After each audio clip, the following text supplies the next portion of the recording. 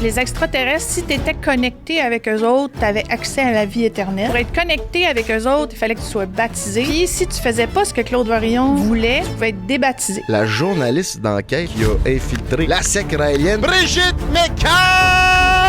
Le jour où ils ont annoncé avoir cloné un humain, c'est là que ça a changé. C'était risqué d'être une journaliste parmi ça. Il y avait Manon, puis elle, c'était mon cover parfait. Là. Elle allait vers les gens, donc ça m'ouvrait des portes. Mais sans moi me faire remarquer. Tu t'engageais à donner environ 10% de ton salaire, à acheter des photos de la conjointe de Claude Varillon, nue. Puis là, c'était une vente aux enchères. Elle, c'était la fille d'une raélienne, donc c'est sa mère qui l'avait amenée dans le mouvement. Puis le sous-groupe le plus élite a le droit d'avoir des relations sexuelles juste avec Claude Varillon. Ben voyons donc. Toutes les activités étaient faites pour te déprogrammer. Tu sais, la grosse médaille raélienne. Si quelqu'un te demande, c'est quoi ça? Il t'entraînait à dire... Un pitch de vente. Oui, un pitch de vente. Exactement. C'est là que j'ai compris ce que c'était. Fait que là, moi, quand j'ai vu qu'un des hauts gradés était professeur de cégep, j'étais pas contente. Dans la secte, ils vous faisaient faire des exercices particuliers. Oui!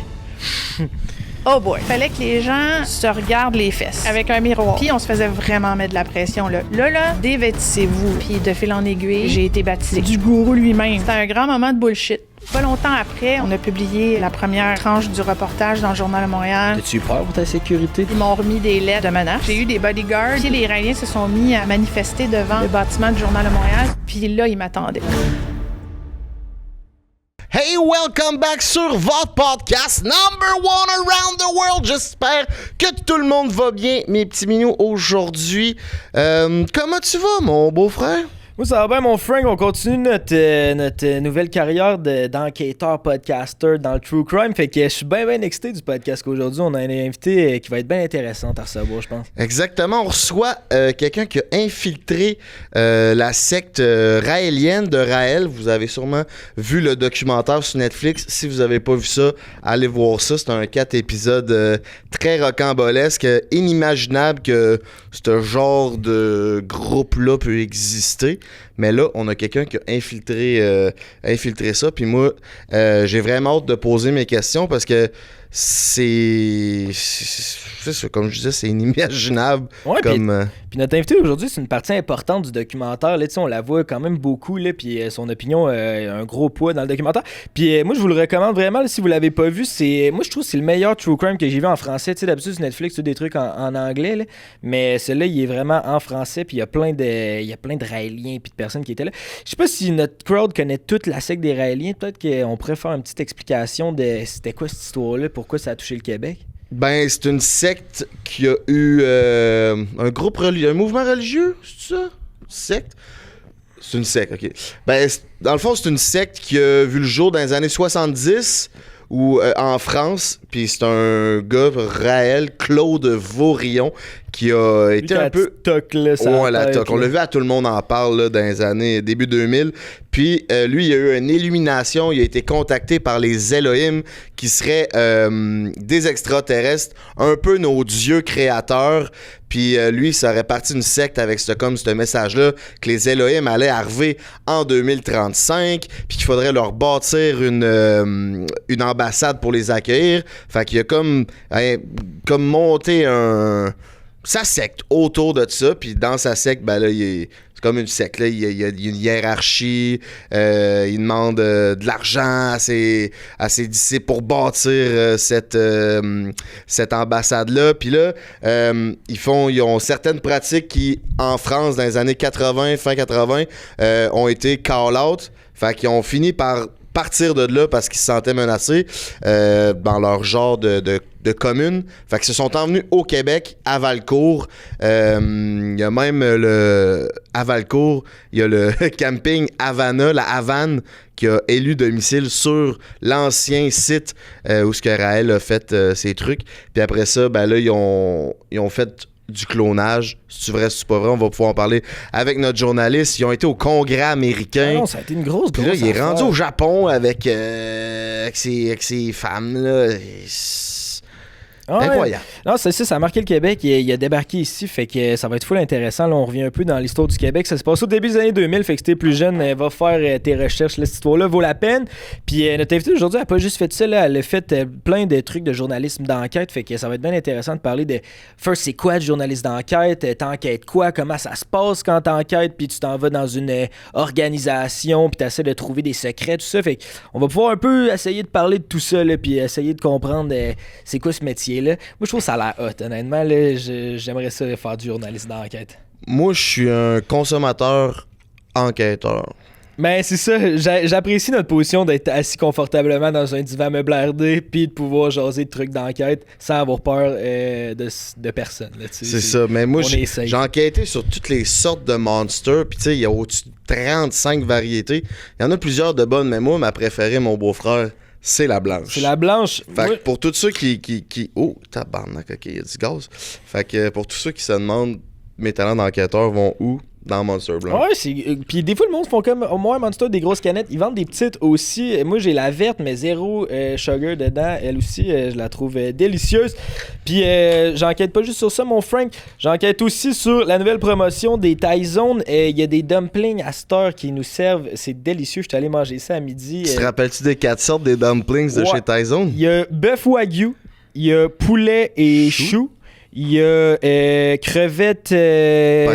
Panko, c'est le mot que je cherchais. Puis il y a aussi, c'était végétarien, l'option légumes. Fait que tout est possible pour tous les goûts. Puis tu peux prendre plus qu'une sorte là, dans la boîte découverte. Là, fait que allez prendre ça pour de vrai. Puis ça fait date aussi. Là. Genre tu peux aller là avec ta blonde, il y a la petite sauce, il y a des baguettes, t'as l'air un peu fancy.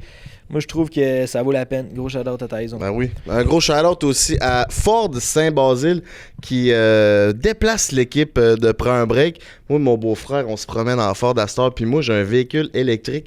J'ai un Mustang Mach-E GT. C'est la grosse cocotte. 0-100 en 3 secondes. Ça déménage sur un esti de temps.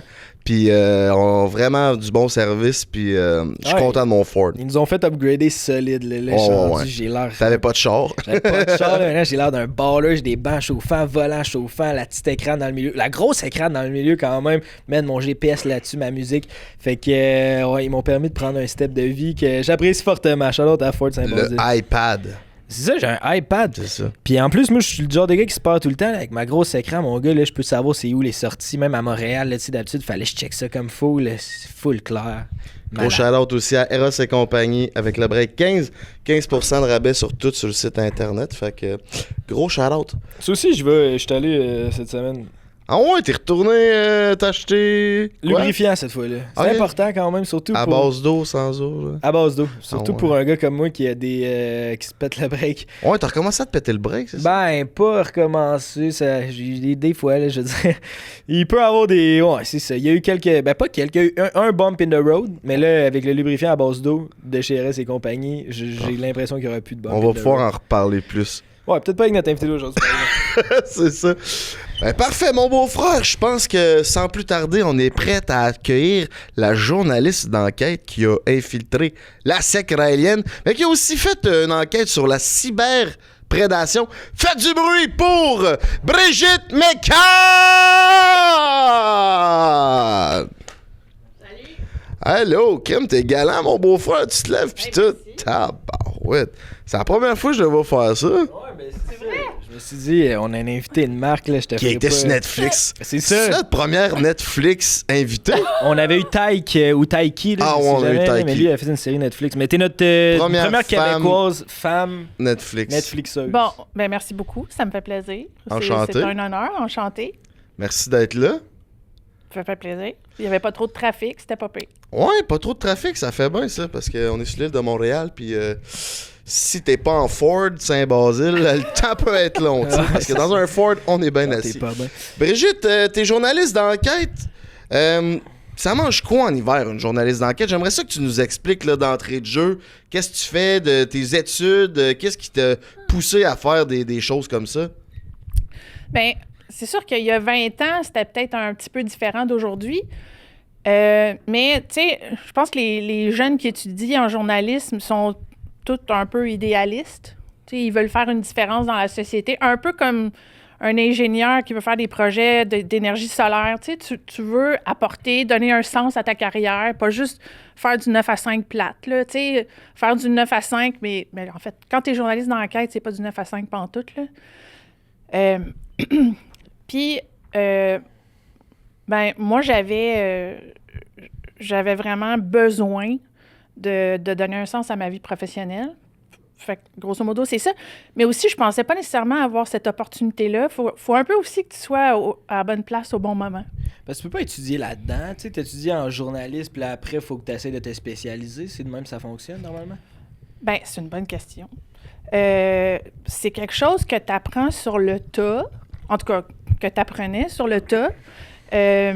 Selon ton potentiel, puis selon la confiance que t'accordes tes patrons dans la salle de rédaction.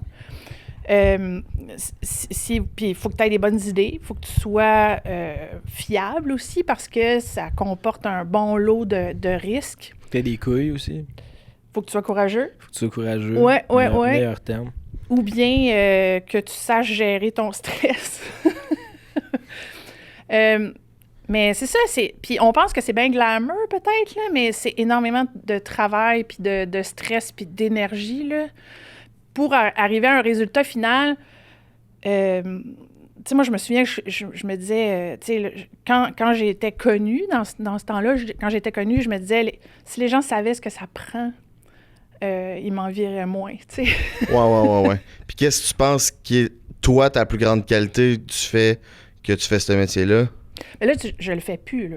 Ben, que tu fais... Ouais, que t'as fait. C'est ça. Mais quand je faisais ce métier-là, comment je dirais ça? Mon optimisme, c'est comme si... Quand j'avais un sujet... quand je focusais sur un sujet, là, puis que je le sentais, là, ce sujet-là, ben, il n'y a rien qui pouvait vraiment m'arrêter. OK. C'était-tu des sujets qui t'étaient imposés ou c'est toi qui choisissais, mettons, quand t'as fait sur la cyberprédation, c'est-tu quelque chose qui te prenait à cœur puis tu voulais investiguer là-dessus ou c'est ton boss qui te disait « Bon, ben là, c'est ça qui est à mode, on va parler de ça, mettons. » Bon, fait que la cyberprédation, c'est sûr que c'était dans l'air parce qu'il y avait de plus en plus de jeunes qui se mettaient à utiliser les médias sociaux. Dans ce temps-là, au début des années 2000, c'était moins connu, les risques étaient moins connus. Puis, il y a une émission qui s'appelle Dateline. En tout cas, non, c'était pas Dateline, c'est To Catch a Predator.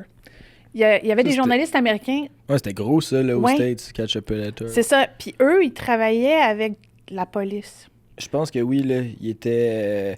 je ne me rappelle plus c'est quoi le nom de l'animateur, mais il est full connu, mais ouais. Oui. Bon, c'est ça. Parce que tu étais jeune quand ça... Ouais, j'étais trop jeune, mais genre, je connais le référent, mettons. Bon, ben... Moi, quand j'ai vu ça, je me suis dit, pourquoi on ne fait pas ça au Québec? T'sais, c'est sûr qu'il y avait des cyberprédateurs partout. C'est sûr qu'il y en avait au Québec aussi. Mais c'est comment on le fait. T'sais, les lois ne sont pas les mêmes. Aussi, dans ce temps-là, j'étais début trentaine. Fait que j'avais pas la voix d'une jeune. Mais je trouvais ça très, très utile de faire quelque chose comme ça. T'sais, moi, il fallait que... Puis... Fait que cette fois-là, c'est moi qui avais amené le sujet sur la table. Puis il y a d'autres sujets que j'amenais qui passaient plus ou moins, tu sais. Parce que une entreprise un média, ça a des publicitaires aussi, hein. Fait qu'il y a certains sujets que tu peux pas nécessairement enquêter parce que ça va à l'encontre des publicitaires. Fait qu'il fallait que... Tu sais, par exemple, c'était difficile d'enquêter sur les concessionnaires automobiles, parce que c'était une grosse source de revenus. Il y aurait eu des sujets super intéressants.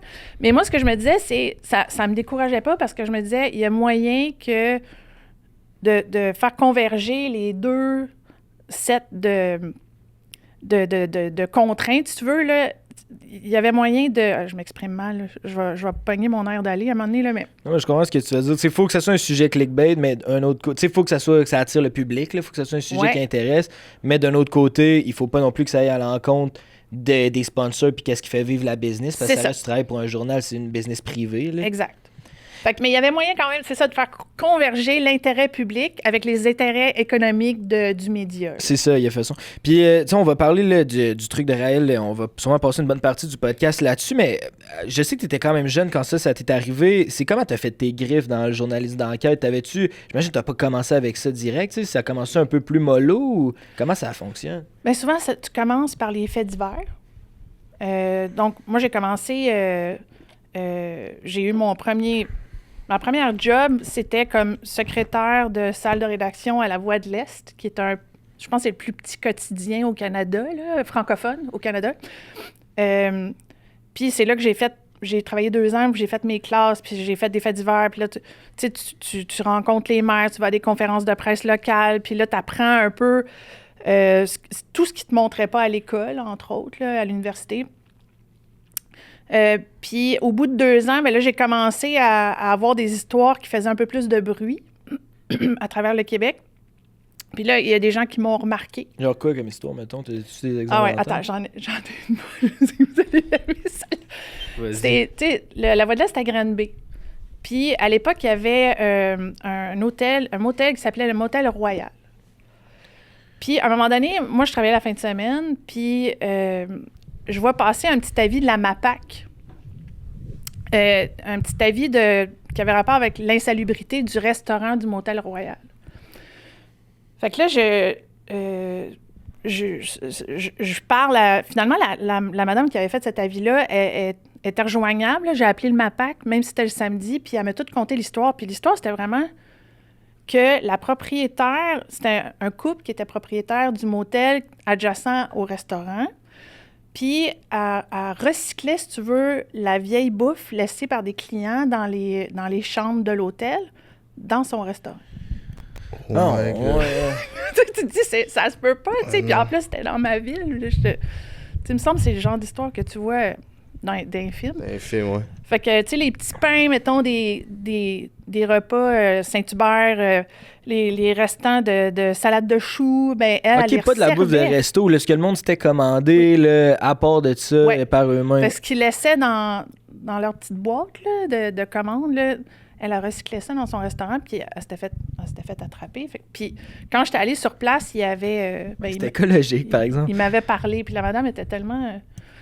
elle n'était pas tellement consciente de ce qu'elle faisait, puis elle m'avait ouvert les portes de son frigidaire, puis j'avais vu les petits copes de salade de choux, puis là, elle disait que c'est elle qui les avait faites, mais tu sais, c'était clairement sûr du Saint-Hubert. Ouais! Ah non, c'était incroyable. Ça... Puis, une autre histoire, c'est... puis là, coupez-moi si je prends trop de temps. Non, on a du temps. L'autre histoire, c'était... Vous connaissez le zoo de Granby? Ouais. Bon. Fait que le zoo de Granby, tu sais, de temps en temps, ils veulent avoir des nouvelles attractions. Puis, à cette époque-là, ils avaient mis sur pied un projet de delphinarium. Donc, c'était pour avoir des dauphins dans un bassin. Fait pour ça, là. Mais... tu sais, les dauphins, ça a besoin de grandes distances pour nager. Tu sais, c'est pas des animaux qui sont nécessairement heureux en captivité. Puis c'est intelligent, ça. C'est 40% la taille du cortex cérébral d'un humain. Je pense que c'est 40% de plus que nous. Si je voulais essayer d'avoir l'air intelligent, mais je l'ai mal dit, mon affaire. Non, mais moi, j'ai compris. Mais bref. Je savais pas ça. Ouais, je trouve que c'est chiant, moi, qu'on les enferme, ces dauphins-là. Mais moi aussi, je trouvais ça chiant, tu sais. Puis dans ce temps-là, j'avais à peu près 27 ans. Puis c'est ça, idéaliste. Puis là, je me disais...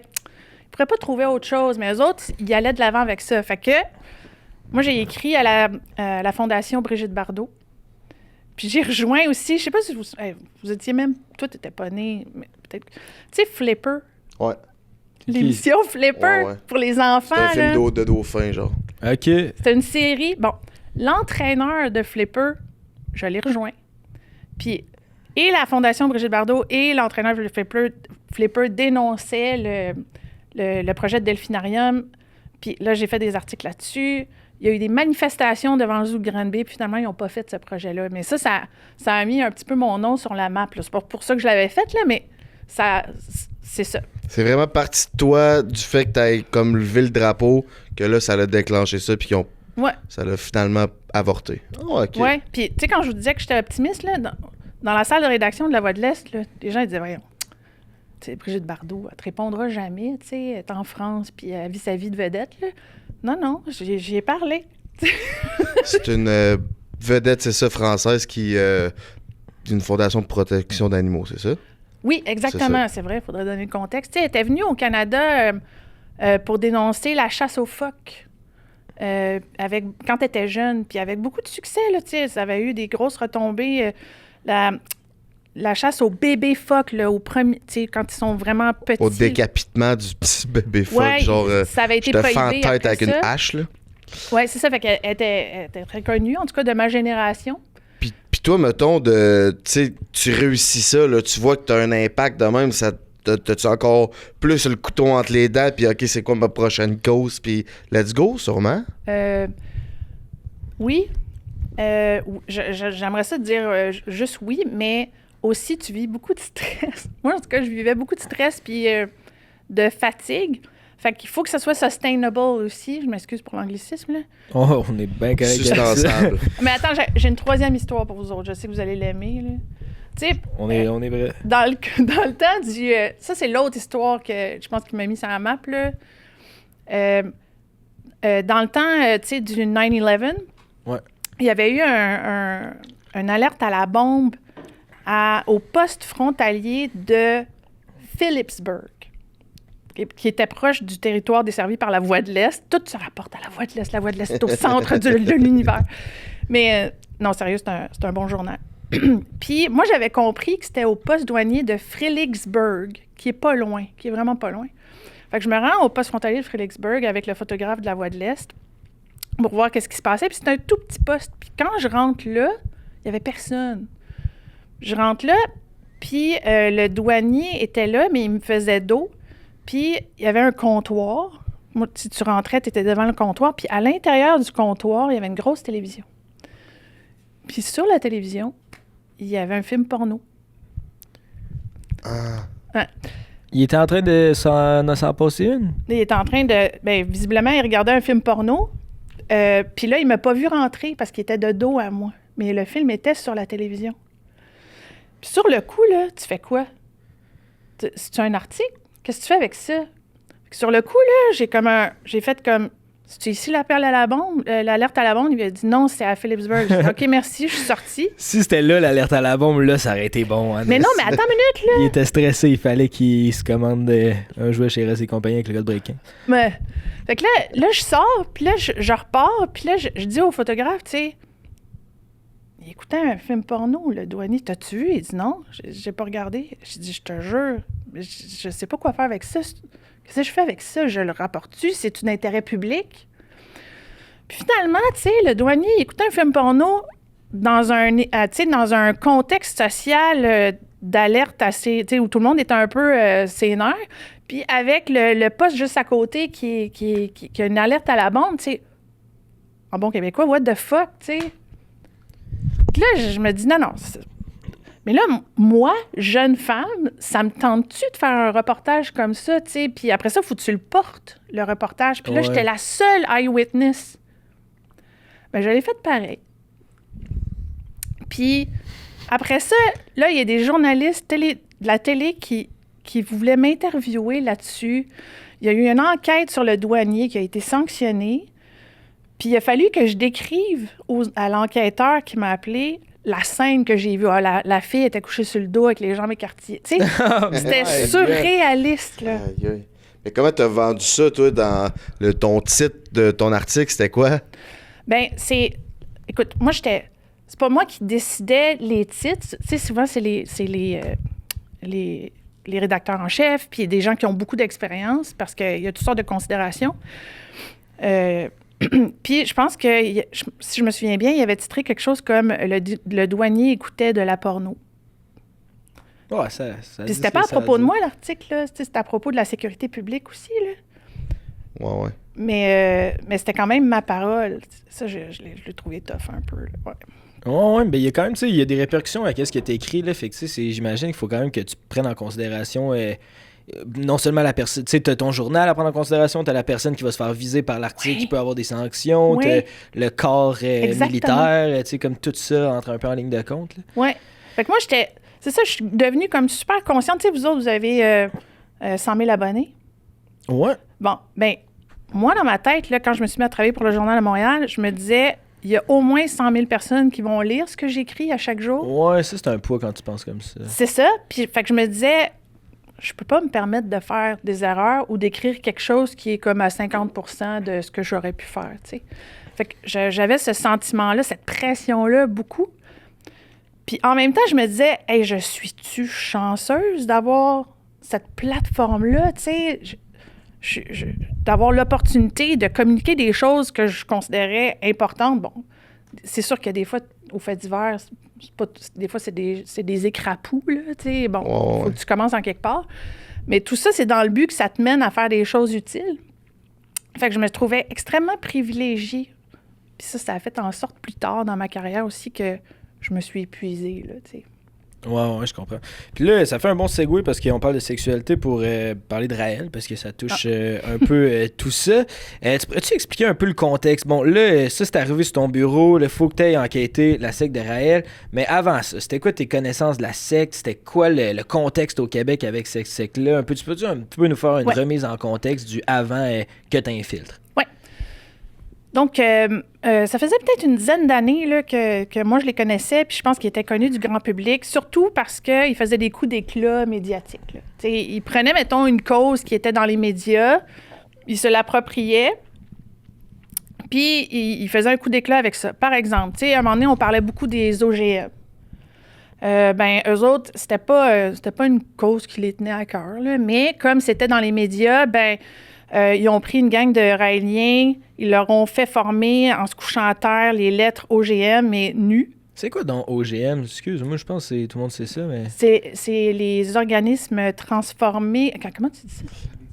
Génétiquement transformés. Il y a ça modifiés. dans la bouffe puis tout, là. OK. Fait que là, il y avait... C'était quoi? Il y avait un scandale autour de ça parce que le monde était comme, là, il y a trop d'OGM?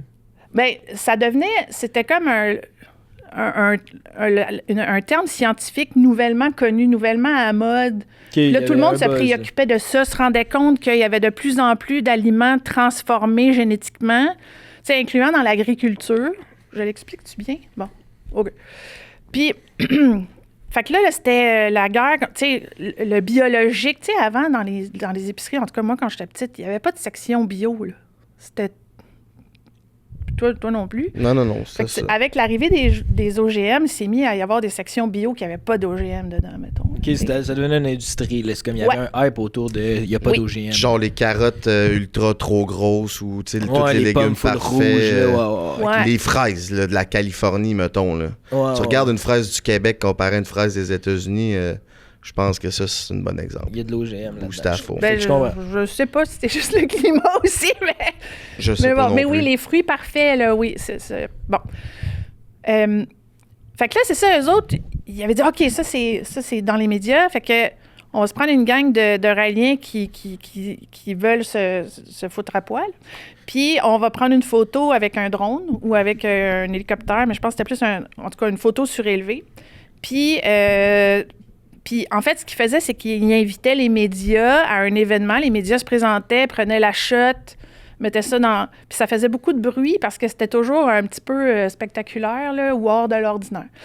Une autre fois, il demandait aux Raéliens de distribuer des condoms juste à l'extérieur de cours d'école secondaire.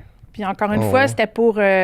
parce qu'ils savaient que c'était pour attirer l'attention. Puis toutes ces choses-là qu'ils faisaient... Bon, une autre fois, ils ont fait une... parade pour une cause, je me souviens plus c'était quoi, là, mais c'était même pas important pour eux autres non plus, je suis certaine. Mais, tu sais, puis c'était juste des Raéliennes, tu sais, torse nu sur la rue Sainte-Catherine à Montréal, tu sais. Puis tout ça, c'était une façon de recruter, attirer l'attention, soit de façon positive ou négative, là. Mettons que les OGM, ça peut être positif, puis les condoms autour des cours d'école, ben, c'était autre chose. Mais c'était toujours une façon de passer dans les médias, puis d'attirer du monde. Là, vous allez me dire, c'est pas tellement attirant, mais oui, il y a des gens qui s'identifient à ce qui est hors de l'ordinaire, à ce qui est, je trouve pas le mot. Marginal. Oui, puis ça suscite une curiosité. Là, c'est qui ce monde-là? Puis là, tu peux peut-être un peu t'informer de c'est quoi leur idéologie, puis là, il va y avoir un pourcentage de monde. Puis il y a des livres. C'est ça. Il y a des livres, puis il y a toute une machine marketing en arrière de ça qui peuvent attirer ce monde-là aussi. Là. Ah ouais, c'est un champion du marketing, moi, ça m'a C'est fasciné. Dans le documentaire, à un moment donné, on voit, c'était en France, là, il se faisait accuser de pédophilie, là, c'est pour ça qu'ils l'ont comme sorti. Il se faisait accuser qu'il y avait de la pédophilie dans la secte. Puis là, lui, il s'est mis à faire une campagne publicitaire, puis donner des flyers au monde pour dire, là, arrêtez d'envoyer vos enfants dans les églises, les prêtres, c'est des pédophiles. Fait qu'il a reflippé ça pour, c'est pas, vous me traitez de pédophile? Ben non, c'est vous les pédophiles. Ouais. Ouais, puis c'était aussi un pilote de course. Il avait genre sa Lamborghini Raël, puis il disait que c'était le chef spirituel le plus rapide de sa planète. Ouais. Mettez le pape ou Mahomet c'est sûr je les dépasse. C'est incroyable. Ouais, mais c'est un gars, c'est ça, qui avait eu plusieurs carrières en France avant de devenir une espèce de gourou. Puis à chaque fois, ça échouait. Il a essayé d'être journaliste sportif. Il a pas eu de succès. Il a essayé d'être chanteur. Il n'a pas eu de succès. Il a fait une apparition télé à un moment donné parce que, tu sais, on l'a vu dans le documentaire, là, tu sais. Il a passé à la télé peut-être une fois, mais tu sais, ça n'a pas pogné, ça n'a pas levé sa carrière. Puis il a aussi essayé d'être dans la course automobile. Puis je pense que quand il a vu qu'il n'y a rien qui marchait, ben il s'est dit, je vais voir des extraterrestres, tu sais. Puis c'était à la mode dans ce temps-là. C'était à la mode dans ce temps-là. Exactement, c'est ça. Au début des années 70, là, il y avait des films sur les ovnis. Il y avait une fascination pour ça. C'est encore, je pense, il y a beaucoup de gens qui sont fascinés par tout ce qui est ufologique en Asie, entre autres, là, présentement. C'est pour ça qu'il est là, j'imagine, entre autres. Puis, fait que c'est ça. Pour lui, c'était vraiment... devenir gourou, c'était une façon de se faire vivre. Puis je pense que c'est quelqu'un qui a toujours eu besoin de reconnaissance, d'avoir des gens, des fans. C'est ça. Fait que tu le vois aussi dans les métiers qu'il a essayé. C'est ça. Comment tu décrirais Raël en arrière de son personnage de gourou? Tu sais, je suis pas psychologue. Disclaimer. Mais tu sais, c'est quelqu'un qui n'a pas beaucoup de scrupules. Donc, lui, exploiter des gens, ça le dérange pas, tu sais, visiblement. Tu sais, je pense que toi, si on te mettait, mettons, dans la position qu'il y avait, tu serais pas bien, là. Tu te sentirais pas bien, tu serais mal à l'aise. Tu sais, tu verrais qu'il y a des gens qui renoncent à prendre soin de leurs enfants pour te donner leur cash, tu serais pas bien. Lui, ça le dérangeait pas, tu sais. Fait que, moi, j'appelle ça manquer une cause, là. Il manquait une cause, une cause de conscience humaine normale, qui fait en sorte qu'il avait la capacité qu'il a eu la capacité d'exploiter les gens comme ça, là, puis de créer aussi, de fabriquer une espèce de monde mensonger, puis de répéter des détails de son monde, puis d'avoir l'air assez convaincu. Mais en fait, c'est clair qu'il savait que c'était pas vrai, là, tu sais. Il a inventé ça, puis je pense qu'il a essayé ça en France, puis il a vu que ça marchait parce qu'il est passé à une émission de télévision, puis là... Probablement que si cette émission-là avait été un flop, il n'y en aurait pas eu de mouvement raélien. Mais là, il a vu que ça attirait des gens, il y a eu des disciples. Fait qu'il s'est dit, OK, ça marche, je vais continuer. Tu sais. Pas fou. Non, c'est ça. Il est allé complètement all-in.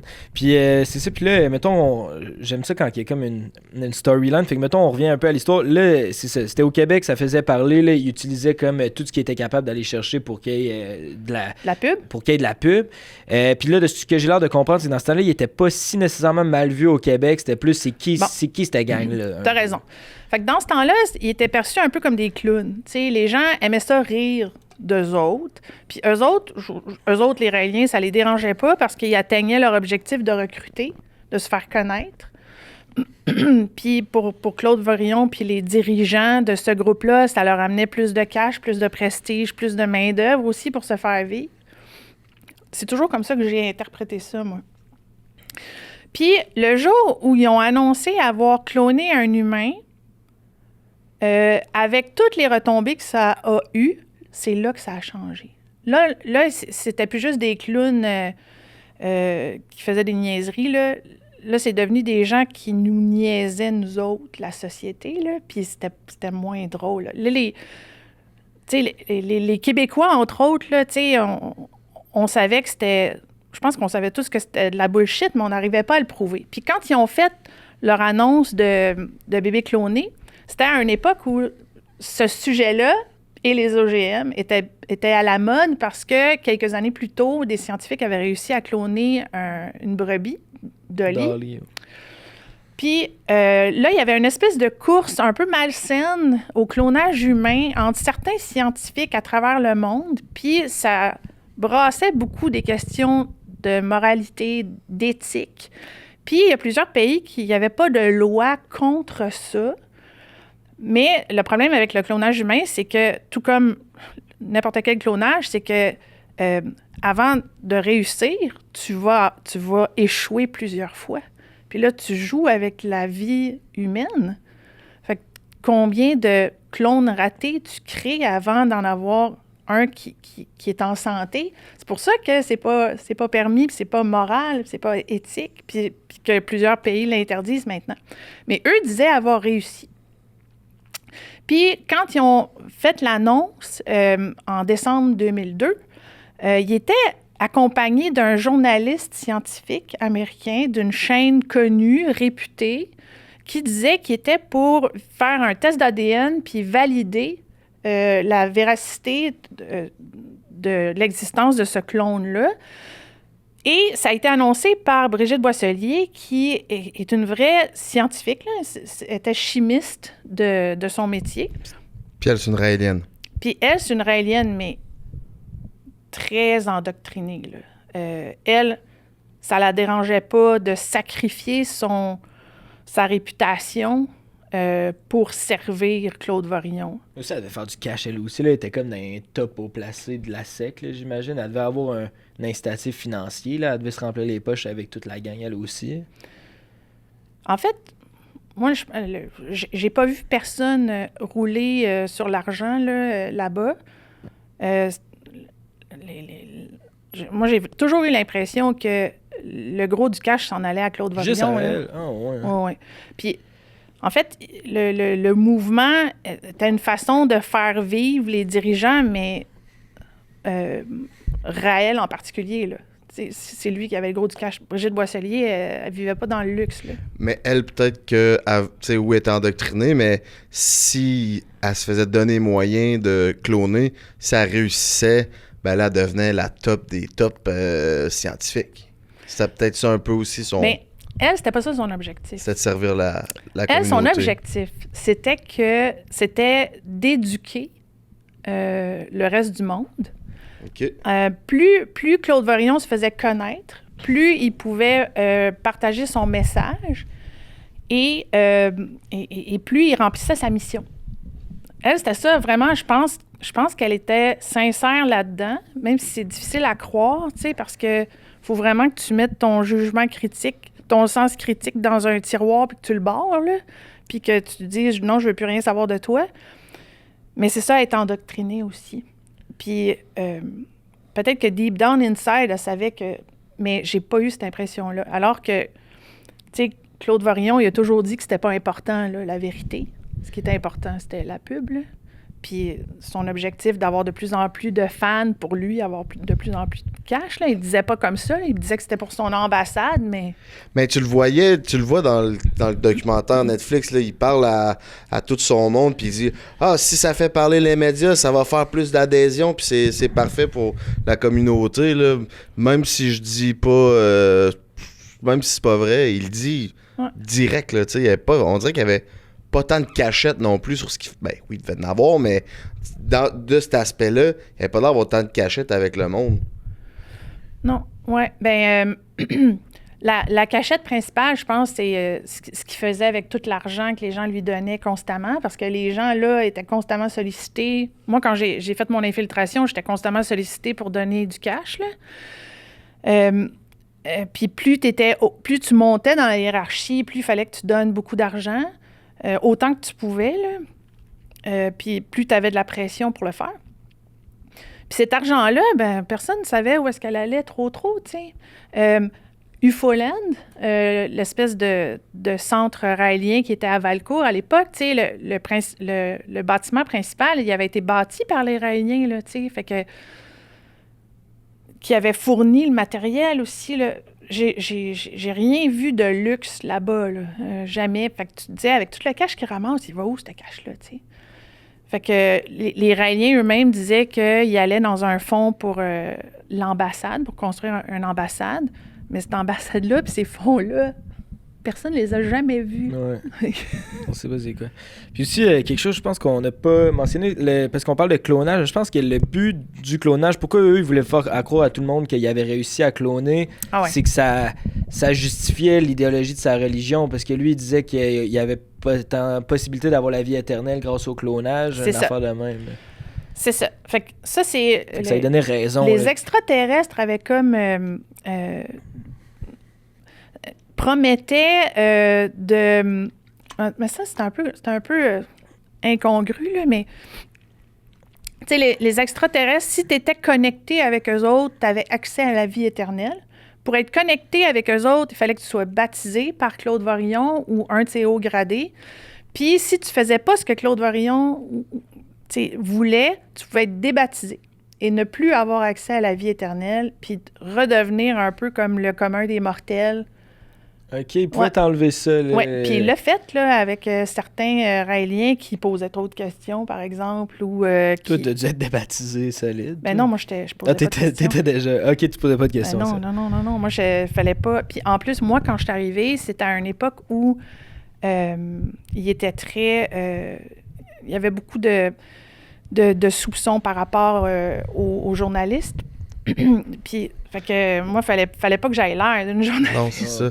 J'aimerais ça que tu nous expliques, Brigitte, comment que ça s'est passé le premier temps où ce que tu t'es dit « OK, je veux infiltrer la secte, j'y vais, let's go », jusqu'à ton adhésion, là, tu sais, le début de l'histoire de l'infiltration. OK. Donc, en revenant de mes vacances de Noël, c'est entre Noël et Jour de l'An où il y avait eu l'annonce du bébé cloné. Tout le monde avait vu ça parce que la nouvelle avait fait le tour du monde. Ça avait été dénoncé par le pape. Donc, en revenant des vacances, ça faisait pas longtemps que j'étais rentrée dans la salle de rédaction du Journal de Montréal. Puis mon patron me fait venir dans son bureau. Puis il m'a simplement dit « Ça te tente-tu de devenir raélienne? » Chris, bon matin. Ouais, simple de même. Ouais. Toi, ça t'a sonné des cloches? Comment que t'as pris ça? Ben en fait,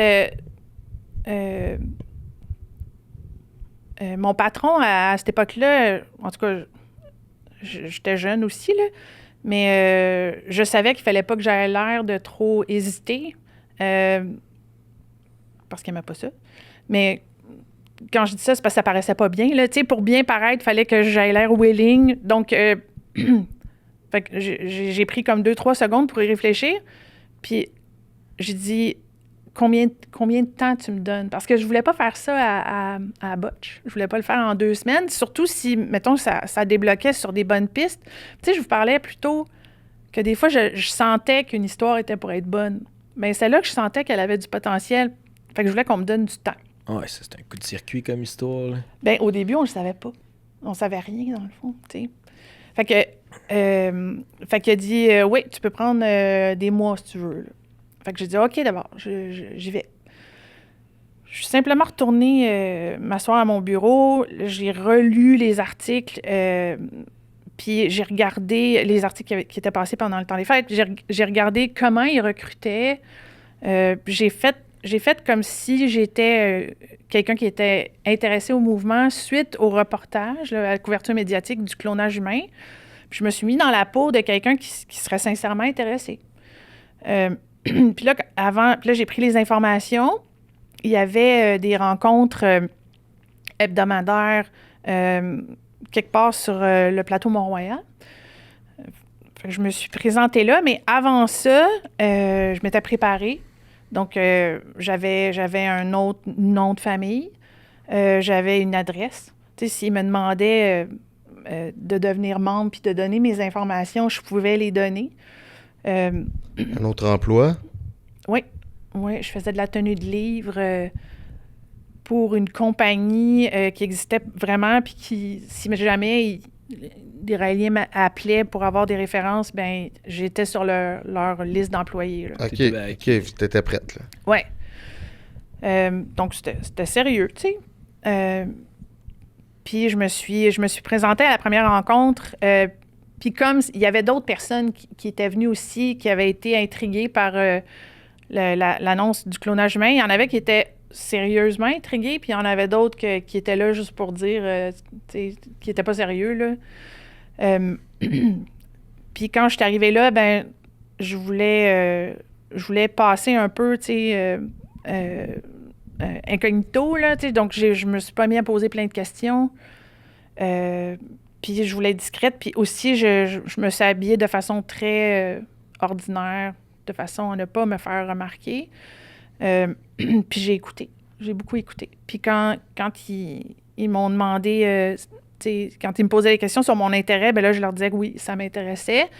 Puis je suis partie de là. Après ça, j'ai été invitée à une autre rencontre. Puis j'ai rencontré des Raéliens, puis de fil en aiguille, j'ai été baptisée. Puis ça a été quoi avant d'être baptisé, ça a été quoi ton opinion des premiers Raéliens que tu as rencontrés, de comment ils étaient, comment ils agissaient, avant que tu sois deep down dedans, là, ton premier coup d'œil? Ben les premiers, les animateurs des rencontres, là, c'est ça, je trouvais qu'ils avaient mis leur jugement dans un petit tiroir, là, j'aime ça dire ça, là, mais tu vois que c'est du monde intelligent, mais qui ont, pour différentes raisons, qui ont choisi de ne pas exercer leur jugement ou leur sens critique, puis qui ont accepté des choses complètement incongrues, là, irrationnelles. Fait qu'il y avait cette catégorie-là, puis il y avait, la fille dans mon livre là, que j'appelle Manon. Elle était beaucoup trop excitée de tout ce qu'elle voyait là. C'était une nouvelle, Manon, ou c'était une... Oui. Elle était dans ton groupe de nouveau? Elle était là avant moi, mais je l'ai rencontrée rapidement parce que ça faisait pas longtemps qu'elle était dans le mouvement. Puis elle, c'était mon cover parfait, là, parce qu'elle était très exubérante. Donc, puis elle allait vers les gens. Donc, ça me permettait d'avoir accès, ça m'ouvrait des portes. Mais sans moi me faire remarquer. C'est bon. Fait que j'étais son sidekick. C'est ça. Fait que j'ai fait ça comme ça. Mais Manon, elle, était vraiment sincère dans ses démarches, puis c'était vraiment triste. C'est un autre profil. T'sais, Manon, elle, était là parce qu'elle était seule dans la vie. Elle n'était pas proche de sa famille. Elle travaillait dans un dépanneur couche-tard avec pas vraiment d'autres perspectives d'emploi. Tu sais, elle étudiait pas. Elle faisait un petit salaire. Puis là, j'ai rien contre les gens qui travaillent dans les couche-tard, là, tu sais. Mais tu voyais que elle était pas heureuse. Puis là, elle arrivait là, puis là, elle se fait des amis, puis tout le monde est donc fin, puis là, des nouvelles valeurs, des nouvelles croyances. Mais là, elle arrive là, puis les gars, là, elle avait plein d'attention parce que, tu sais, c'est un mouvement aussi qui se servait du sexe pour recruter, surtout les gars. Donc, tu sais, c'était un mouvement qui avait une réputation de... Si t'es un gars dans ce mouvement-là, tu peux avoir du sexe à volonté. C'était bar open. Puis Manon est arrivée là avec le peu d'estime d'elle-même qu'elle avait, puis elle utilisait le sexe pour se faire des amis, puis avoir une espèce de sentiment d'appartenance, garantir son appartenance à ce groupe-là. Tu sais, c'était triste en quelque part. Ouais, puis sentir que t'es vu, t'es désiré, tu sais, il doit y avoir de quoi de psychologique là-dedans. Oui, mais tu sais, les gens, là, tu voyais que les gens l'utilisaient, là. Ils l'appréciaient pas, là, puis elle en redemandait, là, parce que... Puis elle donnait de l'argent en masse, mais elle n'avait pas beaucoup, là, tu sais. Ouais. Fait que... Puis est-ce que tout le monde était accueilli, là, ou, tu sais, c'est pour le sexe, peut-être, est-ce que les femmes, il fallait qu'elles soient moindrement pas trop âgées, cute, ou n'importe qui pouvait entrer là? Ben, pas mal n'importe qui, si tu posais pas trop de questions puis tu donnais du cash. Grosso modo, c'était ça, là. Okay. Mais il y avait une catégorie de gens qui croyaient vraiment aux extraterrestres. Pour vrai, là. Tu sais, mais cette catégorie-là, c'était vraiment une minorité, puis ils étaient un peu plus âgés. Puis ils participaient pas aux activités de nature sexuelle. Eux autres, ils étaient vraiment croyants, puis ils avaient toujours cru qu'on n'était pas tout seul, on n'est pas tout seul dans l'univers. Fait que là, ils trouvaient, d'autres personnes qui croyaient en ça, là. C'est ça. Je me souviens plus de la question. En tout cas, on décrivait les différentes catégories d'adeptes. Ouais, ben c'est ça. Ben là, on était dans le fond, on était comme dans ta première impression que tu avais eu des Raéliens au début. Fait que là, t'as Manon. Oui. Manon, elle sort de cheval de Troie. Fait que là, toi, tu passes un peu à côté. Très bonne expression. Puis j'essaye aujourd'hui, j'ai dit l'affaire du cortex cérébral, cheval de Troie. Je suis en feu avec une journaliste. Puis, fait que là, c'est ça. Fait que là, t'arrives là-dedans un peu. Puis, fait que ça, c'est ton ressenti, mettons, première fois.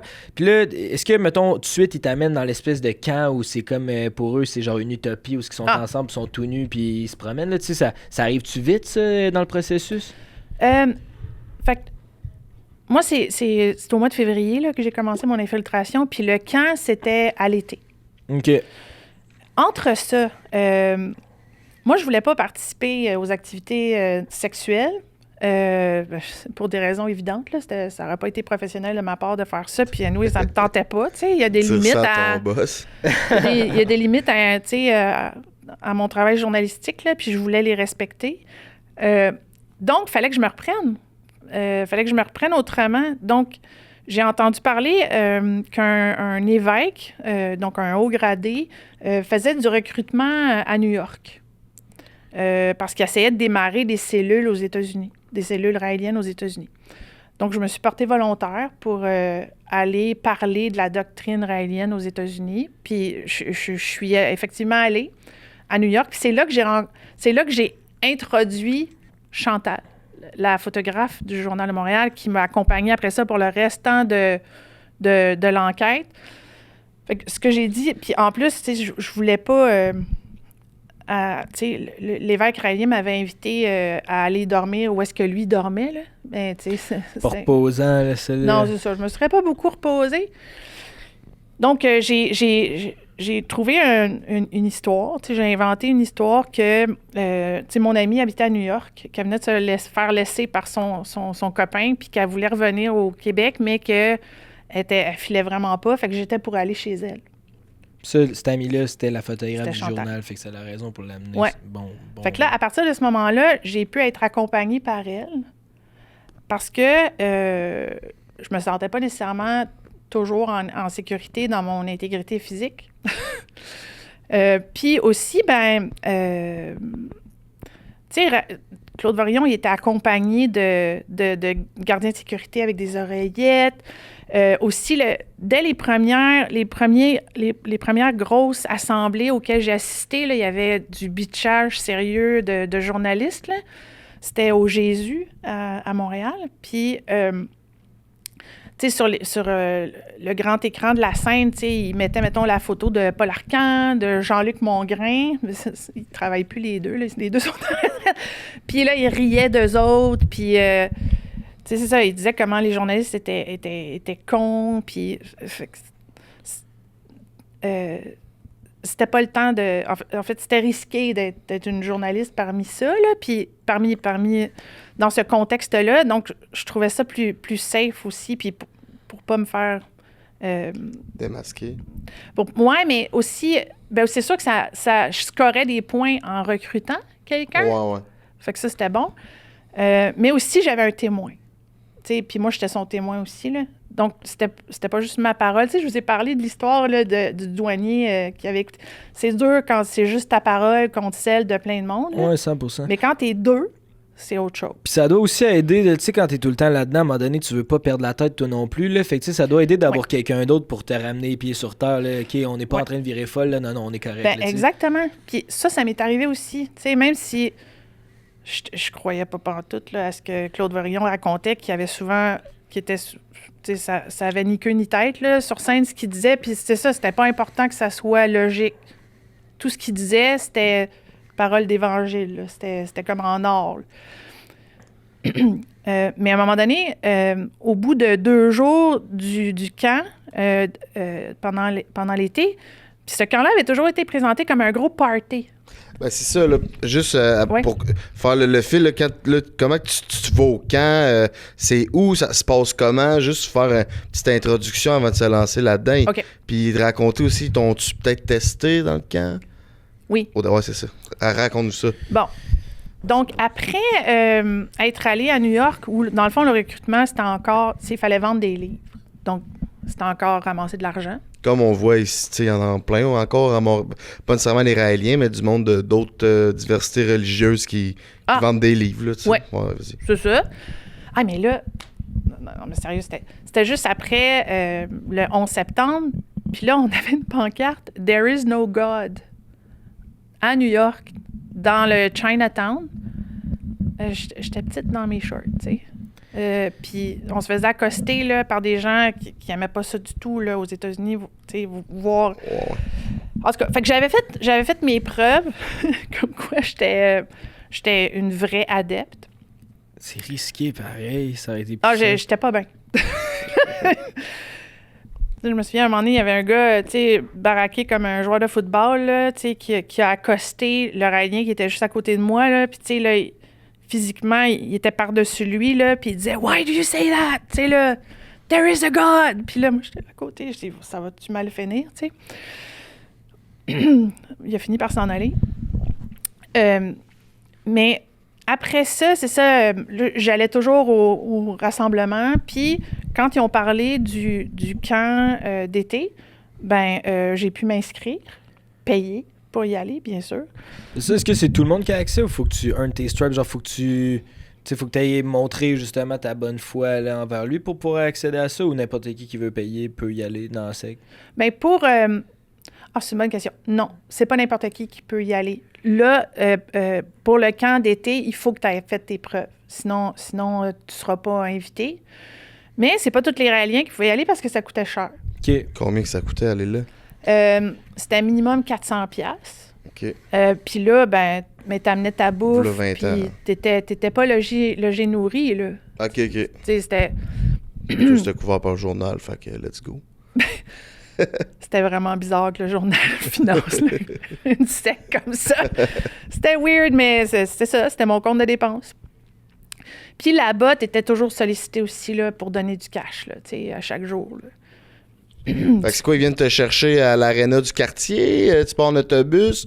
Tu vas là en char? J'aurais pu... en fait, il y a des gens qui y allaient en autobus parce qu'il y avait des gens qui avaient pas... qui faisaient pas beaucoup d'argent dans la vie qui allaient là. Mais moi, j'étais allée là en voiture. On est partis un après-midi, Chantal puis moi, avec, notre tente, notre linge de camping. Puis là, moi, j'arrive là, puis tu sais, quand tu vas en camping, tu mets des bottes, tu mets des chandails chauds. Moi, j'ai tout pris le mauvais linge, là. Les filles, là-bas, là, ils étaient en talons hauts, en petit chandail, en jupe, en mini-jupe. Tu sais, c'était quasiment le concours de celles qui mettraient le moins de vêtements possible, là. Fait que moi, je fitais pas pantoute, là. Pour moi, le camping, c'est ça, tu sais. Oh, ouais, on va être bien. Ouais, c'est ça. Puis en plus, il y a un moment donné, il pleuvait, là, tu sais. En tout cas. Fait que la deuxième journée qu'on était là, c'est là que j'ai compris ce que c'était, là. C'était pas un gros party, là. Il y avait des cours le matin, des cours l'après-midi, puis le soir, il y avait autre chose, puis toutes les activités étaient faites pour te déprogrammer, te déprogrammer, puis te programmer pour que tu comprennes la vie, leur vie, puis que tu comprennes que tu fais partie de l'élite. Puis, vers la fin, il t'éduquait, il t'équipait pour éduquer les autres. Donc, il expliquait, entre autres, que, tu sais, la grosse médaille raélienne qui obligeait tout le monde quasiment à acheter, là, que tout le monde avait, c'est un prétexte, ça aussi. Mettons que tu vas travailler avec ça dans la vraie vie. Si quelqu'un te demande « C'est quoi ça? » il t'entraînait à dire 5 affaires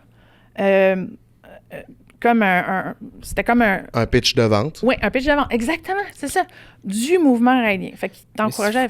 Fait que là, moi, quand j'ai vu qu'un des hauts gradés était professeur de cégep, puis enseignait avec sa grosse médaille, j'étais pas contente, là. Ah ouais, OK, il enseignait dans le réseau public avec sa médaille, ouais. qui est une croix gammée. C'est ça, je dis, c'est fou. Ouais. Mais on dirait que c'est fait justement pour que le monde pose des questions. Tu sais, t'as une croix gammée dans le cou avec une étoile juive. Il me semble que c'était ça le logo, il me semble, une étoile juive avec la croix gammée. Je sais pas si c'est une étoile juive, mais c'est une étoile. Ouais. Fait que c'est fait pour que le monde fasse comme, mais c'est quoi, c'est quoi, ça? C'est fait pour attirer l'attention. C'est ça. Ouais, clairement, là. C'est des plus gros bing-bing que 50 Cent, là. Ah ouais. C'est une plaque, ça n'a Grosse pas affaire, rapport. hein. Ouais, fait que ce camp-là, c'est ça. Puis au bout de 2 jours, puis là, t'es isolé.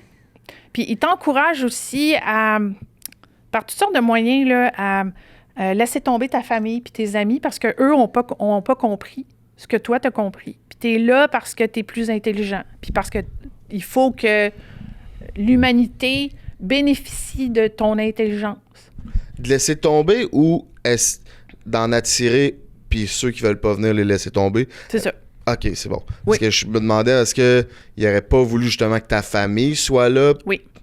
Oui, OK, mais j'aurais aimé ça. tu vois, une des... oui, que ta famille soit là, mais c'était mieux que tu n'aies pas d'enfants, tu sais. Puis Claude Varillon, quand il parlait de sexe, il disait que le sexe le plus noble, c'était pas celui pour procréer, c'était celui pour avoir du plaisir. Puis j'ai compris que quand les gens ont des enfants, ils débarquent du mouvement. Parce que c'est ben trop difficile, tu sais. Fait qu'il y a trop perdu d'adeptes qui ont eu des enfants. Fait qu'il s'est mis à les décourager à avoir des enfants. Paye pas pour des... Tu sais, donne tout ton argent à moi, là, dépense pas pour... C'est ça, pour ta famille. Ouais, puis tu sais, pour tes enfants qui jouent au hockey ou qui vont... Tu sais, là... donc, attirer ta famille, oui, mais plus des adultes. Tu sais combien au camp? On était à peu près 400. OK, 4. Puis là, c'est ça, t'es isolé dans le bois parce que c'est un camping qui est un peu out of nowhere, là. C'est du bois dans des champs. T'es loin de tout. En fait, personne ne sait trop t'es où quand t'es là. Donc, tu te sens... Puis là, t'es dans un milieu aussi où on te parle constamment de plaisir. Puis on dit que t'es l'élite. Puis ça, c'est vraiment des techniques classiques là, pour endoctriner quelqu'un. Puis tu te fais répéter constamment les mêmes choses qui ont ni queue ni tête, mais à un moment donné, je me suis rendu compte que même sur moi, ça avait un effet. Parce que, premièrement, j'avais un peu la chienne de ce que c'était pour me faire. C'est difficile à expliquer quand t'es pas là, mais quand t'es entouré de gens qui croient toutes la même affaire, dur comme fer, puis qui croient en l'importance de ce qu'ils font, puis qui essayent donc de dire que t'en es digne, puis que t'es intelligente, puis ça a un effet sur toi. Comme c'est une comparaison un peu sombre, mais Adolf Hitler, il était engagé par l'armée pour, après la Première Guerre mondiale, pour intégrer des groupes d'extrême droite comme le NSDAP. Puis finalement, il est allé dans les tavernes à Munich pour voir qu'est-ce qui se passait puis rapporter ça à l'armée. Mais les messages que ces groupes d'extrême droite-là portaient, lui, ça l'a complètement comment dire, ça y parlait, c'était son message à lui finalement, puis il est rentré là-dedans, puis il est rentré dans le NSDAP, puis il est devenu ce qu'il est devenu, tu sais, fait que je comprends que ça peut, il s'en allait là pour espionner, puis finalement, il est devenu membre, puis le king fait que... Mais Claude Varillon, son numéro 2, a fait des études en psychologie pour apprendre le phénomène, pour apprendre comment endoctriner des gens, entre autres. Il a fait des études en psychologie pour servir le mouvement raélien. Fait qu'il connaissait les techniques d'endoctrinement. La répétition, isoler les gens, puis leur répéter toujours la même affaire. Les mettre dans un contexte confortable. Leur faire des choses pour les solidariser, c'est-à-dire des choses qu'ils ne feraient pas à l'extérieur ou qui seraient honteux de parler à l'extérieur du groupe. Bien, veut pas, ça a un effet de pression psychologique sur les gens. Puis des fois, peut-être qu'ils s'en rendent même pas compte, mais ils deviennent plus isolés. Puis ça les coupe de leur famille, de leur soutien qu'ils ont à l'extérieur de ce mouvement-là. Puis le mouvement devient leur seul soutien éventuellement. Leur famille. Ouais. Dans la secte, ils vous faisaient faire des exercices particuliers pour briser vos limites. Oui. Tu pourrais-tu nous donner un exemple? Oui. Oh boy. Fait que À un moment donné, tu sais, dans un des cours qu'on a eu un après-midi au camp là, de 2 semaines, on se fait dire, OK, vous autres, là, les nouveaux, parce qu'on était une gang de nouveaux, vous allez dans ce petit coin-là, éclairci, là, puis vous apportez une serviette, puis là, vous allez faire ce qu'on vous dit, tu sais. Puis là, fait qu'on s'installe tous, puis tout le monde est habillé, là. Puis là, il y a un enregistrement on entend la voix de Claude Varillon qui nous dicte. Puis ils appellent ça une méditation, eux autres, ils appellent ça une méditation sensuelle. Donc, grosso modo, c'était un exercice où il fallait se dévêtir jusqu'à être complètement nu. Puis après ça, il fallait ressentir certains de nos sens. Puis même à la fin, il fallait que les gens tout nus, assis sur leur serviette, se regardent les fesses. Avec un miroir, c'est peux-tu? Oui, avec un miroir. Ben oui. Puis, j'ai jamais vraiment compris c'était quoi le sens de ça, sauf que c'est le genre d'exercice que tu fais que tu peux pas parler à ta famille après parce que t'as l'air débile d'avoir fait ça. Mais dans ce mouvement-là, cette activité-là avait un sens un peu initiatique. Tu devenais encore plus un des leurs quand tu avais fait ça, puis surtout quand tu avais réussi à le faire au complet. Donc, tu sais... Il y avait du monde qui réussissait pas, mettons, qui débarquait. Là, on était peut-être une 50aine à le faire. Puis il y en a peut-être 3-4 qui ne se sont pas déshabillés, dont moi, là. Mais à côté de moi, il y avait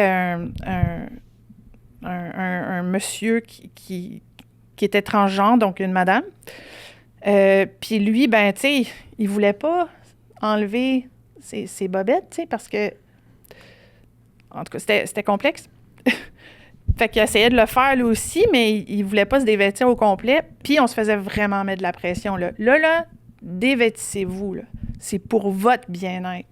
Il faut que vous franchissiez ce frein-là que vous avez pour vous libérer de ce que vous avez appris qui est pas bon pour vous, là. Tu sais, là, on se faisait mettre de la pression comme ça, là. Puis là, moi, j'avais un peu la chienne parce que je me suis pas déshabillée. J'étais en short, puis là, je me disais, vont-tu me sacrer dehors, tu sais? Ben non, puis ce que j'ai fait à la fin de l'activité, c'est que je suis allée voir l'animateur, puis j'ai dit, je m'excuse, là, j'ai failé, là. Tu sais, j'ai échoué, j'ai pas été capable. Mais je vais essayer de me reprendre. Puis ça a passé. T'sais, mais si j'étais restée là plus longtemps, ça n'aurait pas passé. Là, il a fallu à un moment donné que tu le fasses. Ouais. Puis ton amie Chantal qui travaillait pour le journal, elle l'a-tu fait, elle? Elle a fait comme moi. Elle non plus. Fait qu'en état... c'est ça. Puis pendant... Des fois, ils nous mettaient 2 par 2. Puis là, il fallait se toucher. Puis tu sais, là... fait que moi puis Chantal, on se mettait ensemble. Puis on restait... plate. C'est ça. Puis y avait-tu du monde, mettons, pendant ça dure combien de temps? C'est un week-end? C'est une semaine?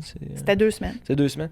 Puis j'avais vu un peu là, que, tu sais, il y avait du monde qui couchait ensemble en public, tu sais, qui avait un peu des genres de... Je sais pas si c'est des orgies ou juste du monde qui avait des relations sexuelles de même, librement, devant tout le monde. Comme ça faisait-tu partie du quotidien? T'en as-tu vu beaucoup de ça? Bon. Ça, je pense que... comme il y avait des mineurs sur le site... puis qu'il y avait eu, tu sais, le mouvement aérien a eu toutes leurs mésaventures en France par rapport à ça, il était plus prudent au Québec. Donc, la nuit, il y avait vraiment, on aurait dit, des concours de qui était pour avoir l'orgasme le plus bruyant, là. Parce que tu pouvais pas dormir, là. Non, ouais. Tu sais, c'était... Il montrait qu'il avait compris les enseignements, je sais pas, là, mais c'était le party, dans les tentes. Mais à l'extérieur, c'était plus touché parce qu'il y avait des mineurs sur le site. Donc, pendant les cours, il y a une des hauts placés qui faisait souvent des rappels que la nudité était tolérée, mais comme il y avait des mineurs sur le site, fallait pas les exposer à des relations sexuelles. OK. Fair enough. Puis est-ce que Raël, il était là les 2 semaines de temps? Je pense que oui. Mais ces allées et venues, c'est ça. Il y avait toujours une espèce de procession, là, tu sais, puis son groupe de femmes qui s'occupaient de lui, là, les anges, tu sais, préparaient, mettons, dans l'auditorium pendant le camp de 2 semaines, ben ses sièges à lui étaient décorés, il y avait des fleurs, il y avait de la bouffe, il y avait des couvertures, tu sais, puis c'était tout fait pour son confort. Il y avait un petit ventilateur, alors que nous, le commun des mortels, on avait la petite chaise de bois pliante. Puis, on l'a vu fréquemment là, pendant les 2 semaines, plus fréquemment que pendant les rassemblements normaux dans l'année. Là, des fois, il ne se présentait pas, là, comme au Jésus, des fois, il n'était pas là. Mais il le disait jamais d'avance. Fait que pendant toute... je sais pas pourquoi, mais c'était pour entretenir, je sais pas. Le mystère. Le mystère, ouais. Oh, ouais, je pense. Ben, des fois, il se présentait, puis là, les gens ne savaient pas s'il était pour se présenter. Fait que là, il y avait des ovations debout là, qui pouvaient durer 15 minutes. Là. Puis là, il était sur scène, puis il aimait ça. Là, tu comprends-tu? Tu voyais, là, il voulait que ça continue. Là, il s'abreuvait de ça. Là, c'était son fan club. Là, il est fait comme ça. Puis c'était un peu plus sobre, je vous dirais, pendant les 2 semaines de camp, parce qu'il était là plus souvent, mais on pouvait pas l'approcher quand il était là. On n'avait pas le droit. Tu n'as pas parlé, là? One-on-one? Ben, je pouvais pas. OK. À mon baptême, c'est lui qui m'a baptisé. Puis c'est pas lui qui baptisait tout le monde, là, mais... puis là, il a mis sa main sur mon front, puis une autre main en arrière de ma tête, puis il me dit quelque chose comme, tu sais, les Elohim t'ont accueilli, là. T'ont reconnu. T'ont reconnu, merci. Moi, ouais, tu l'as lu, mon livre, toi? Et tabarouette! Je pense que ça fait moins longtemps que moi que tu l'as lu. Puis ça t'a fait quoi quand Raël, il t'a mis les mains sur la tête, il t'a baptisé, puis il t'a dit les Elohim t'ont reconnu? Ben ça a été un des... Ouais, là, j'ai vécu plusieurs choses parce que c'était un grand moment de bullshit, on va le dire comme ça. C'est pas fin. Mais, tu sais, là, j'ai vécu la bullshit, là. Tu sais, il s'est absolument rien passé, là. Du gourou lui-même, là.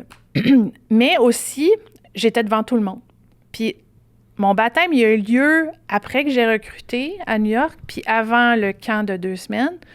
Il a eu lieu au parc Jean-Drapeau, dans un édifice là, que les Iraniens louaient. Puis il y a d'autres personnes qui ont été baptisées aussi. C'était comme une après l'autre, après l'autre. Fait que je me disais, y a-tu quelqu'un qui va me reconnaître? Parce que là, c'était la première fois que j'étais on the spot devant tout le monde. OK, ouais, c'est parce que t'avais déjà passé dans le journal puis à la TV un peu. À la télé, un petit peu. C'est ça. Mais dans le journal, j'avais mon byline, là, j'avais ma face à côté de mon nom. Fait que j'avais vraiment... tu sais, vous avez peut-être vu des photos, là. Je m'arrangeais pas les cheveux, je mettais des choses un peu baggy, des jeans, chandail. Tu sais, pas... vraiment pour passer... pour pas me faire remarquer. Puis ça semble avoir fonctionné. Mais c'est ça. Fait que quand je suis sortie de là, quand je me suis éloignée, là, j'étais vraiment soulagée que personne ne m'ait reconnue. Puis aussi, d'être devenue un espèce de témoin qui se passe absolument rien dans ces affaires-là. Là, tu sais. Vas-y. Puis quand tu étais là, c'est ça, pendant ton enquête qui a duré quand même quelques mois là, dans le secte des Raéliens, ton objectif, c'était un peu de savoir qu'est-ce qui se passait avec l'histoire de clonage, voir si tu allais être capable de dégoter de l'information. T'en as-tu eu? T'as-tu été capable d'un peu essayer de comprendre c'était quoi, si c'était vrai, si c'était un gros scam? T'as-tu pu mettre le doigt là-dessus?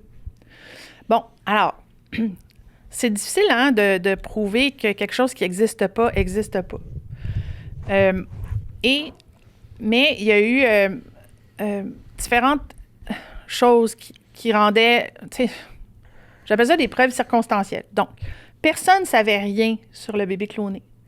Les Raéliens qui étaient là depuis longtemps ne l'avaient jamais vu. On n'avait jamais entendu parler. Puis, les Raéliens qui n'étaient pas haut dans la hiérarchie, c'était très, très mal vu de poser des questions là-dessus. Puis la réponse, souvent, là, c'était « On s'en fout, on a eu la pub. » C'est ça qui est important. On s'est fait connaître. C'est ça qui est important. Ça va nous permettre de répandre le message. Donc, mais vers la fin de mon enquête, il y avait un médecin de l'ordre du Collège des médecins, là, un vrai médecin qui faisait partie du mouvement raélien puis qui était là pendant les 2 semaines du stage. Puis vers la fin de ce stage, de ces 2 semaines-là, j'ai réussi à me faire inviter dans une rencontre où ils préparaient clairement là, leur prochain coup médiatique scientifique. Parce qu'ils ont découvert avec le clonage humain que faire des coups comme ça, scientifiques, ça leur rapportait beaucoup plus de publicité, puis les retombées pouvaient être internationales. Donc, ils ont pris goût, tu comprends-tu? C'était plus payant au niveau publicitaire que de distribuer des condoms sur le bord des écoles, des cours d'école. Fait qu'ils se sont dit, pourquoi pas le refaire? Puis là, avec les OGM, il y avait aussi, tu sais, il y avait à la mode là, le sujet des cellules souches. C'était nouveau de générer des cellules à partir de cellules vivantes. Là. Mais en fait, je l'explique mal parce que t'as pas fait de recherche sur les cellules souches, hein? Non, c'est un autre affaire, c'est comme OGM. Là, ça, je le sais moins. Mais tu sais, à l'époque, il y avait eu des expériences, mettons, sur une salamandre, je pense. Là. Il y avait quelqu'un qui avait réussi, à l'aide de cellules souches, à faire repousser une patte de salamandre. Tu sais, c'est une façon, les cellules souches, éventuellement, mettons que tu as été amputé, bien, tu pourrais réparer des tissus. Régénérer, c'est ça. Okay. Régénérer des organes, exactement, des tissus. Fait que, mettons, je sais pas, j'ai un cancer du foie, ben là, peut-être que les cellules souches pourraient régénérer mon foie ou, tu sais, me manquerait. C'est un peu ça, le Puis hype, le principe est vraiment un principe scientifique, mais l'exécution était très peu avancée, là, tu sais. C'est un peu comme pour le clonage humain. T'sais, on sait qu'en théorie, ça serait possible, mais les conséquences seraient de créer des clones humains. Il faudrait que tu aies des aberrations humaines. Tu ne veux pas faire ça. Fait que les cellules souches étaient leur prochain sujet. Donc, j'ai approché Brigitte Boisselier vers la fin du camp de 2 semaines. Parce que je me suis dit, c'est now or never, là. Je ne ferai pas ça pendant 2 ans. Fait que peu importe. Je vais aller la voir. Je vais faire de mon mieux pour avoir l'air d'une Raélienne intéressée. Puis si ça ne marche pas, ça ne marche pas, tu sais. Mais ça a marché, tu sais. J'ai réussi à l'attraper parce qu'elle aussi était pas souvent là. Puis il fallait faire attention. Je ne pouvais pas juste aller la voir. Hey, puis le clonage humain, tu sais, ça n'aurait pas marché. Personne n'avait le droit de faire ça, d'ailleurs. Mais je suis allée la voir, puis j'ai dit, tu sais, je m'appelle Brigitte, on a le même prénom. Puis je sais qu'elle se souvenait de moi pour ça. Puis là, j'y avais dit, je serais intéressée à vous aider. Tu sais, peu importe, là, vous me le direz. Là, tu sais. Puis elle m'avait dit, bien, justement, j'aimerais ça que tu ailles...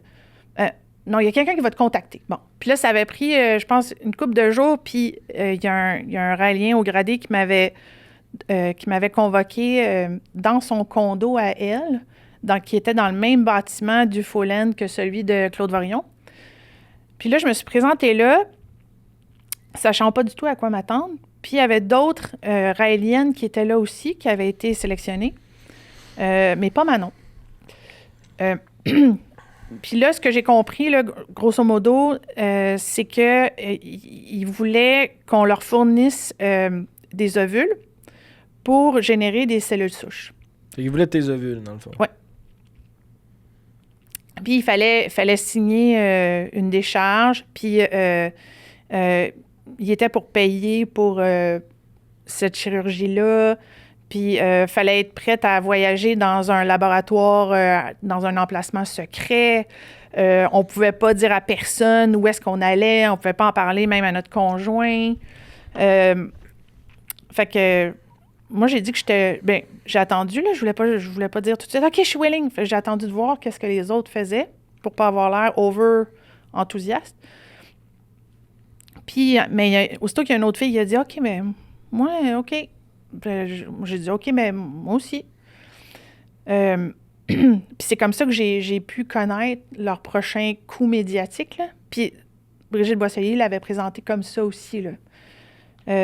Qui voulait guérir un raélien qui était paralysé en l'aide des cellules souches. Fait qu'une couple d'expériences comme ça. Mais ça faisait ni queue ni tête, là. Puis dans le reportage de Netflix que vous avez vu, il y a un raélien, moi, à qui j'ai jamais pu parler. Je savais même pas qu'il existait.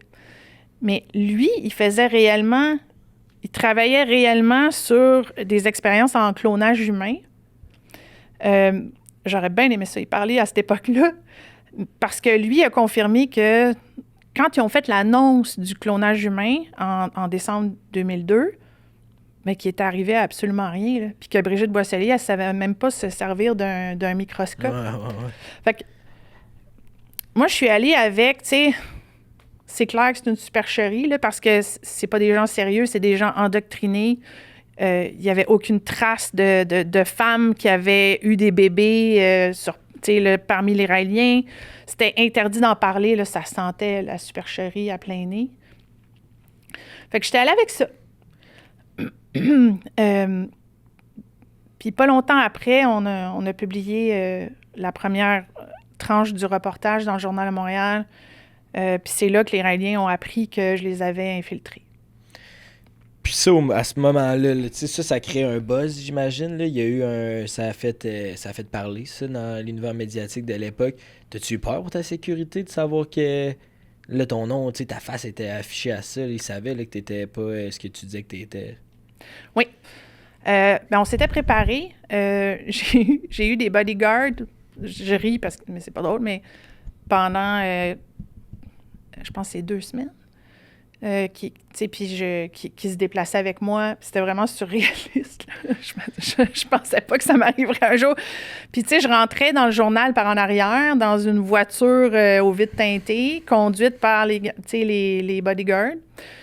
Puis, parce que je continuais à écrire, mon reportage n'était pas complètement fini dès la première publication. Puis les Raéliens se sont mis à manifester devant le bâtiment du Journal de Montréal sur la rue Frontenac, qui viennent de réintégrer le Journal de Montréal. Tout nu? Non. Okay. Ouais, je pense qu'il faisait froid. Mais tu sais, il y avait... puis là, il y avait des caméras. C'est problème avec des caméras, puis ils filmaient... Je sais pas quoi. Puis là, tu sais, mettons, un photographe du journal sortait pour pour prendre en photo ce qui se passait, puis faire un article là-dessus, ben il filmait. Tu sais, c'était comme la guerre des caméras.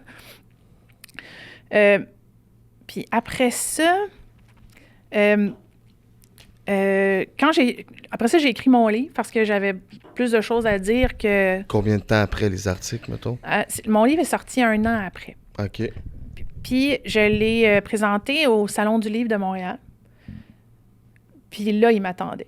Fait que là, les Raéliens, pendant que j'étais à mon kiosque du Salon du livre, il y en a une 50aine qui sont arrivés en file à mon kiosque. Puis là, plusieurs d'entre eux, puis là, ils venaient me voir un par un.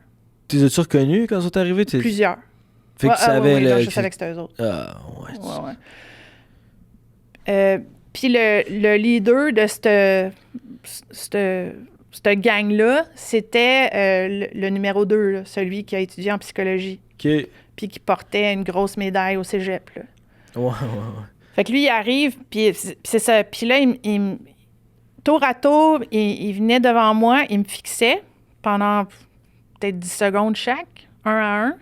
Puis là, il me remettait quelque chose. Il y en a qui me fixaient avec un petit miroir. Puis il me demandait, tu sais, comme, regarde-toi dans le miroir. T'es-tu prête à faire face aux conséquences de ce que t'as fait, là?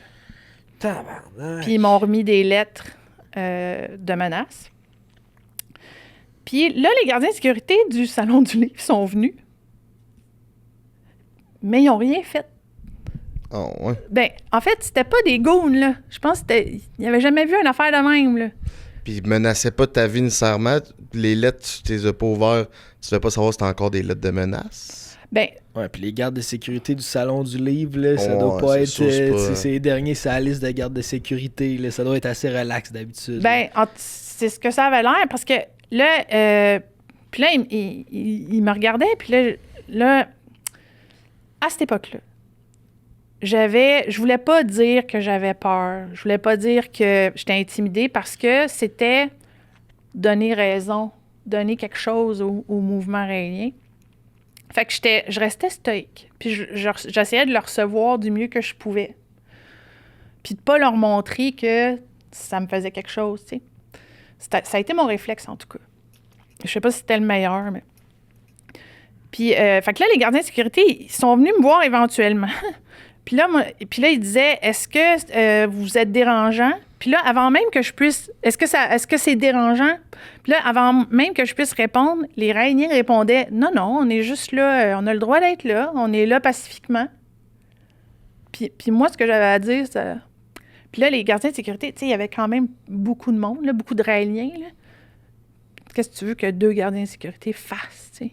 Éventuellement, ils ont appelé la police, là. Puis, tu sais, devant mon kiosque, tu sais, c'était clair qu'ils voulaient provoquer une bataille, là.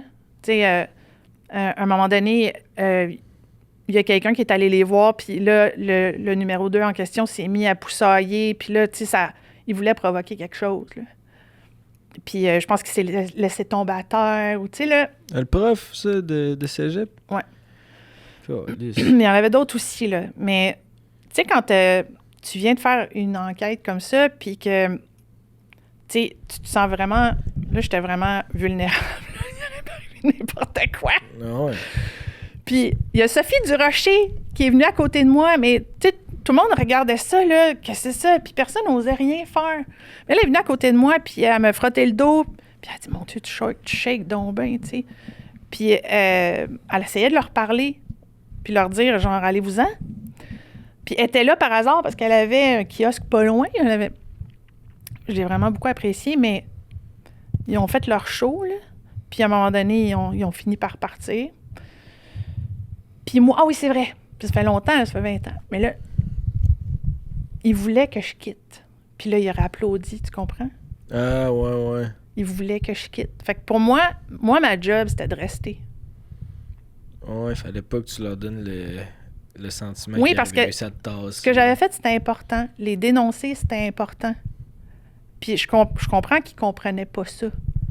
Mais la supercherie qu'ils avaient faite aux gens, tu sais, à la société en général, c'était important de le dénoncer, là, parce que c'est pas des gens honnêtes. Fait que pour moi, pour mon espèce d'intégrité professionnelle, c'est important que je reste. Alors que pour ma sécurité, il aurait fallu que je quitte. Mais je suis restée. Puis c'était risqué. C'est ça. Puis le lendemain, j'avais une autre journée au Salon du Livre. Mais là, je suis pas allée. Puis je le regrettais beaucoup parce que... je regrettais de ne pas pouvoir y aller parce que c'était leur donner raison, tu sais. Puis le recherchiste de Paul Arcand, il m'avait appelé, puis il m'avait dit « Ah, tu sais, faut que tu y ailles, tu sais, on va y aller, nous autres, tu sais. » Puis là, si tu leur donnes raison, si tu y vas pas... Mais écoute, je shakais comme une feuille, là. Qu'est-ce que j'aurais fait là? Ça. C'est pas mieux si ta santé mentale en prend un coup, là. Non, c'est ça. Anyway, tu viens de sortir un livre, quand ben même tu sois pas au Salon du Livre, une journée de plus ou de moins, c'est pas ça que dans la société va faire une si grande différence, selon moi. Non, mais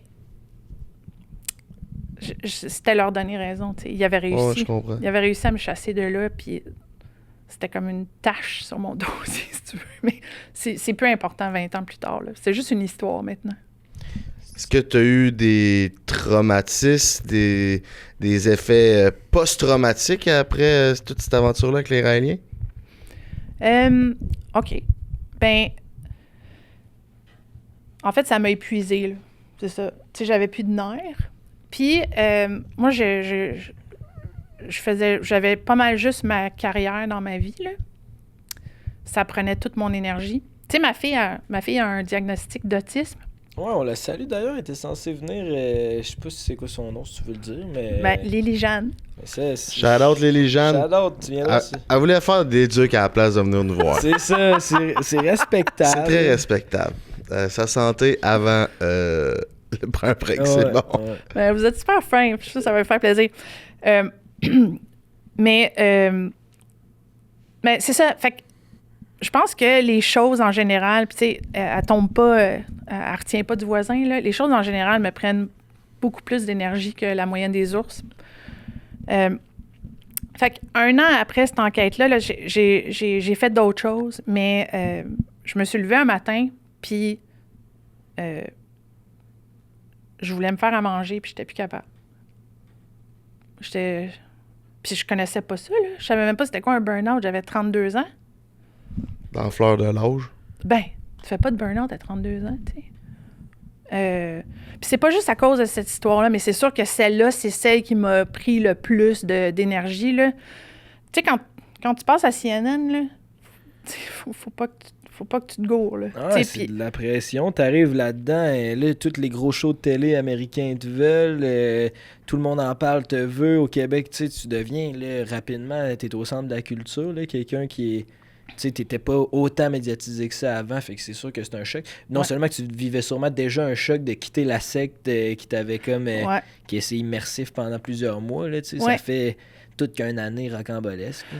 Oui, puis... tu sais, autant les dirigeants du mouvement, tu sais, il y avait besoin, c'était très important qu'on fasse des articles sur ce qu'ils ont fait. Autant les simples membres, il n'y avait rien à voir avec ces décisions-là de coûts médiatiques, tout ça. Bon, c'est sûr qu'ils faisaient partie de ce mouvement, ils contribuaient, ils participaient, donc ils endossaient un peu, mais ils ne prenaient pas les décisions. Tu sais, quand je repensais à Manon ou un autre monsieur qui est dans mon livre, là, qu'on a appelé Nicolas, qui est en train de passer à travers un changement de sexe, bien, ces gens-là, tu sais, je me suis... je les ai beaucoup écoutés, tu sais, pour comprendre le mouvement, puis je me suis collée à eux autres pour passer à travers les différentes activités. Puis c'est pas... Puis eux ont dû se sentir trahis. Puis ça, j'ai trouvé ça triste, tu sais. Parce que ça, j'ai eu de la misère un petit peu avec ça, parce que c'était pas à eux que je voulais faire ça. C'était vraiment mon reportage qui était d'intérêt public, qui était important, mais il y a eu un peu de dommages collatéraux, là. Veux pas. C'est sûr. C'est qui le genre de monde qui rentre dans une secte comme les Raéliens? C'est-tu du monde perdu, du monde de tout horizon? Ben, moi, j'aurais tendance à dire que c'est du monde de tout horizon. Peut-être que les gens qui ont plus de moyens, qui rentrent là-dedans, c'est peut-être parce qu'il y avait une époque où ils étaient plus vulnérables ou une époque où ils ont eu un down dans leur vie. Puis là, ils avaient besoin d'être entourés. Mais il y avait vraiment des professionnels. Tu sais, je vous disais qu'il y avait un médecin. Il y avait des gens qui avaient des super bonnes jobs qui étaient là-dedans. Puis il y en avait qui étaient là aussi avec leurs enfants. Tu sais, comme Claude Vorillon, il y avait une femme à l'époque dans le mouvement qui s'appelait Sophie Denis-Verville. Puis elle, c'était la fille d'une Raélienne. Donc c'est sa mère qui l'avait amenée dans le mouvement. Puis Claude Vorillon l'avait sélectionnée pour devenir sa conjointe.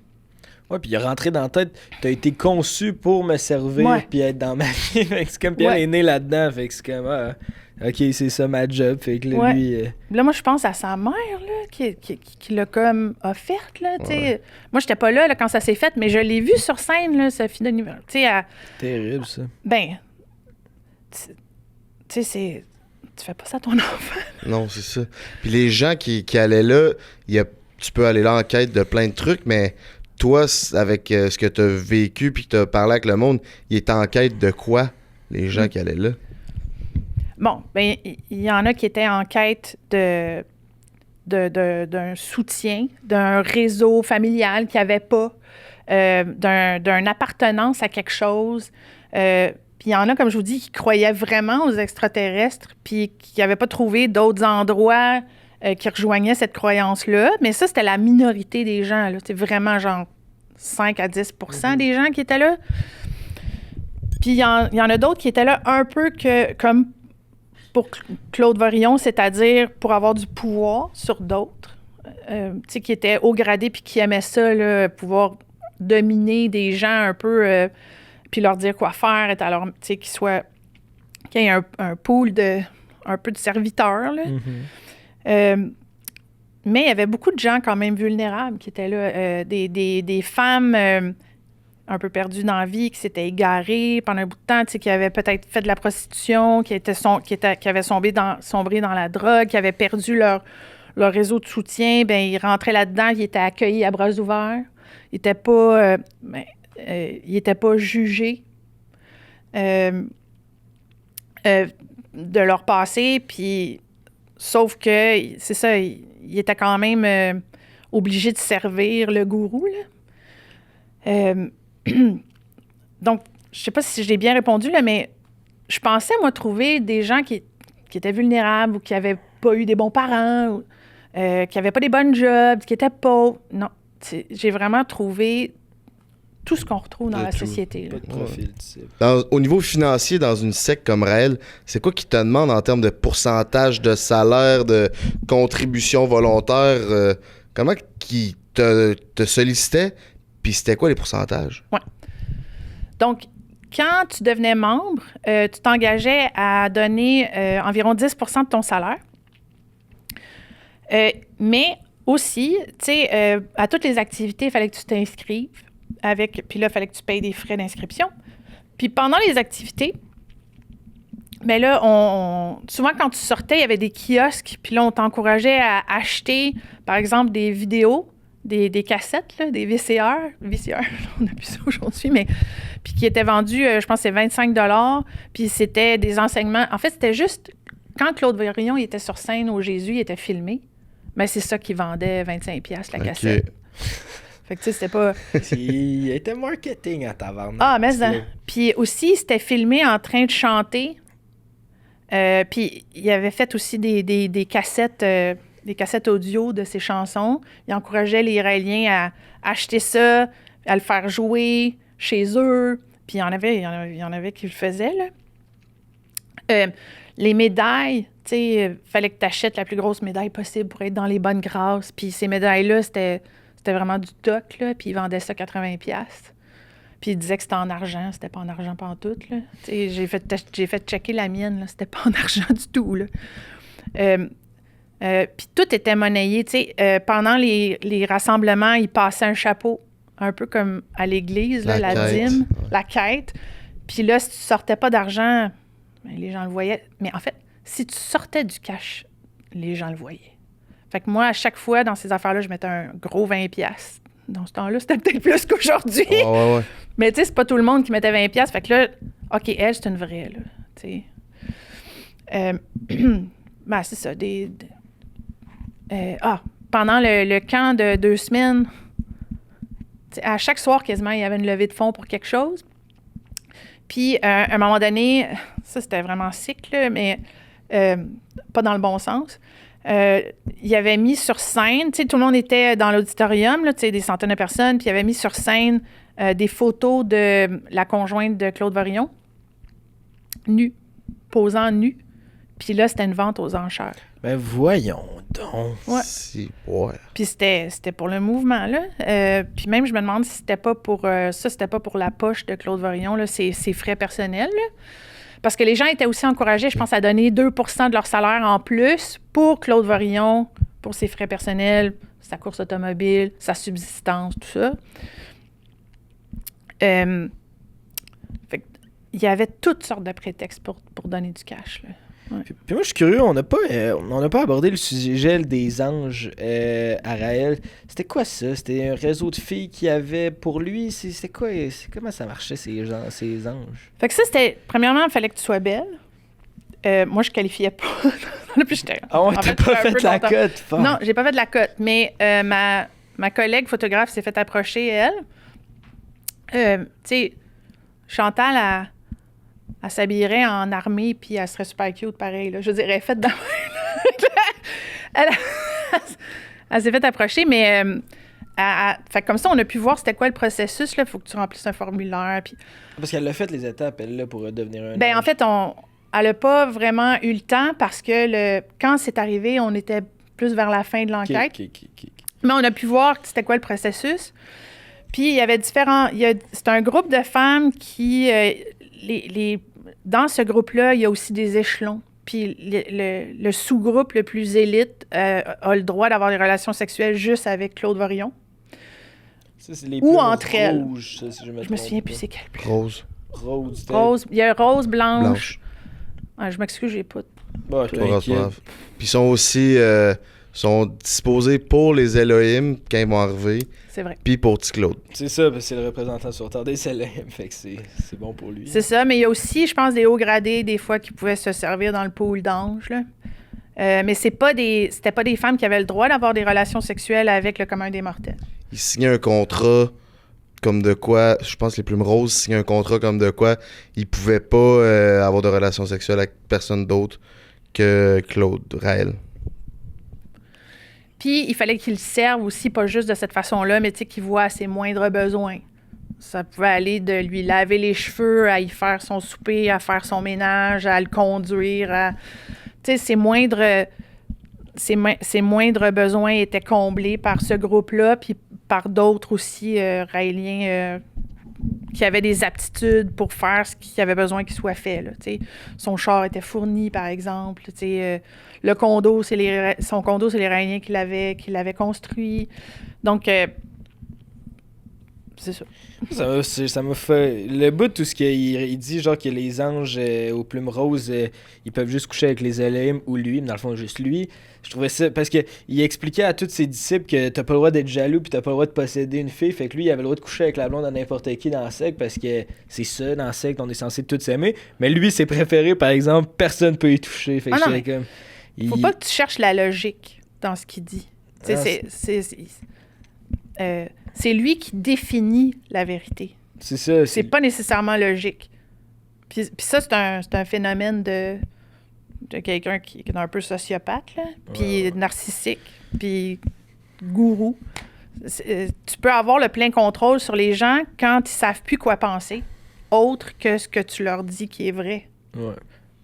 Y a-tu de quoi de positif à ces sectes-là, selon toi? Celles qui exploitent les gens comme ça, qui les coupent de leur famille, honnêtement, j'aimerais mieux que ça n'existe pas, là. Est-ce que j'ai vu des gens épanouis vraiment? Oui. Ceux qui exploitaient les autres.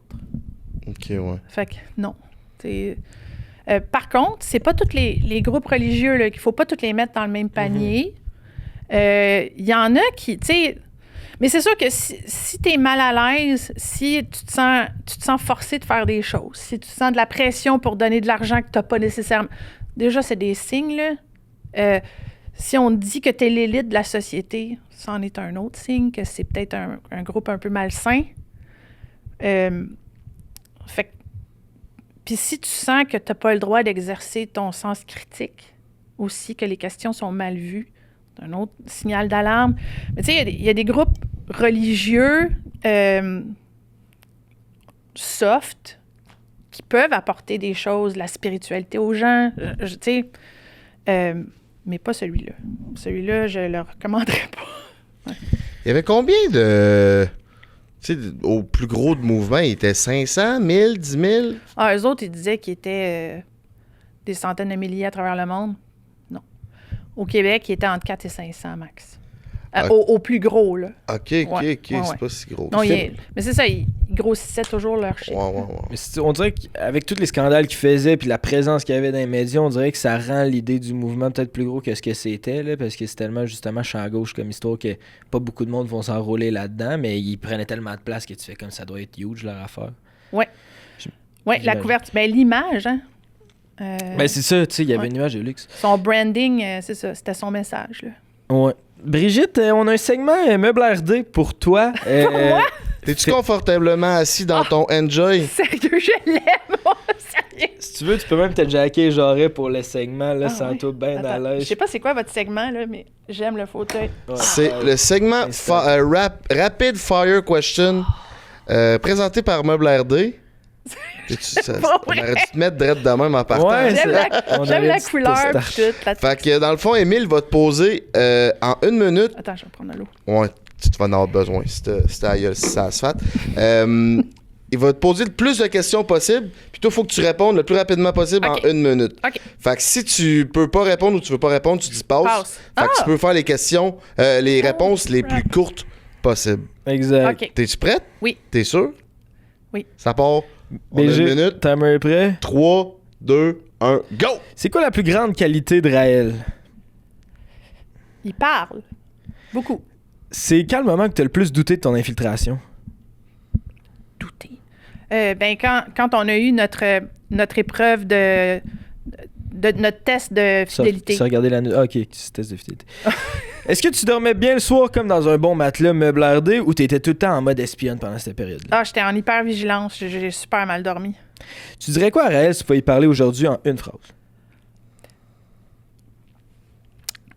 Prends ta retraite? C'est une bonne phrase.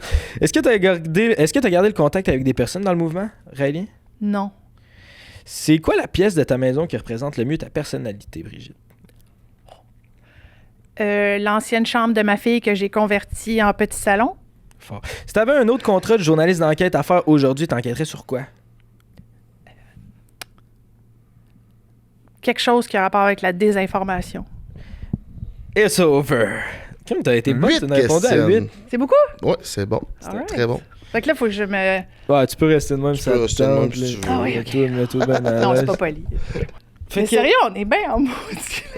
Non, ouais, on est bien. Ouais, c'est Meublardé. Allez visiter Meublardé. Fait que c'est ça, fait que là, pendant toute cette période-là, tu disais que t'étais workaholic, tout ça. T'avais-tu le temps d'avoir une vie personnelle? T'étais-tu avec ton chum? Mais comment ça se passait, là, le volet personnel? C'était plate. Ah ouais, hein? C'était vraiment plate. OK. Je faisais beaucoup de sport parce que ça passait mon stress. Donc, puis aussi, ben, le soir, des fois, tu sais, on avait des activités, là, tu sais, au Journal de Montréal, là, par exemple, on avait une ligue de baseball, mais ma vie était vraiment plate. C'était un énorme contraste. Ma vie professionnelle avec ma vie personnelle, c'était complètement l'opposé. Ma vie personnelle, je pense que personne n'en aurait voulu, là. Mais ma vie professionnelle, oui. Ça, c'était cool. Fait qu'à un moment donné, c'est ça, il a fallu que je choisisse, est-ce que je veux continuer à faire ça ou je veux avoir une vie personnelle? Je veux-tu avoir des enfants, un chum, la disponibilité pour ça, ou je continue à faire ce que je fais, qui est super intense. Puis j'ai essayé de downsizer, mais ça marchait pas. Ça marchait pas, les attentes étaient grandes. C'est quand que tu as réussi à commencer à dater puis d'aller rencontrer des gars. Puis voilà, oui, ce segment-là est une commandite de Eros et compagnie qui nous supporte depuis tous nos épisodes, mon Frank. Fait qu'on les aime beaucoup. Utilise le code BREAK15 si tu veux quoi que ce soit en magasin. Je t'encourage, on les aime. Fait que ouais, c'est comment Bon. ça se passait, là, le dating? Il n'y avait pas Tinder dans ce temps-là? Hey, non, personne ne connaissait ça. Les annonces classées du journal. Non. Non, en fait, OK, ça tu sais, c'est mal vu. Tu sais, dans ce temps-là, il y a 20 ans, c'était encore une fois différent d'aujourd'hui. Tu sais, un gars célibataire qui datait, c'était bien vu. Une fille, moins. Ben moi, j'étais de même. J'étais comme un gars célibataire qui datait. Puis, parce que j'avais pas de disponibilité pour... où je trouvais... J'avais pas le temps de trouver le bon gars. Tu sais, j'étais tellement investie dans ma job que je pense que j'étais pas un bon parti non plus. Tu sais, je pensais juste à ça. Fait que quand est-ce que j'ai commencé à dater? C'est quand j'ai arrêté d'être journaliste. Ouais. Mais tu dis Puis, que t'étais comme un pas gars... à dater, mais tu sais, trouver du matériel de long terme, là. C'était quand j'ai arrêté des journalistes. Mais avant ça, tu dis que t'étais comme un gars, fait que ça y allait quand même. Là, t'avais une date par-ci, par-là, là, tu sais. Ben oui, mais ça se dit pas, parce que je suis une fille. Ben, on est rendu à... Restais-tu tellement professionnel que c'était des gars du journal? Ah!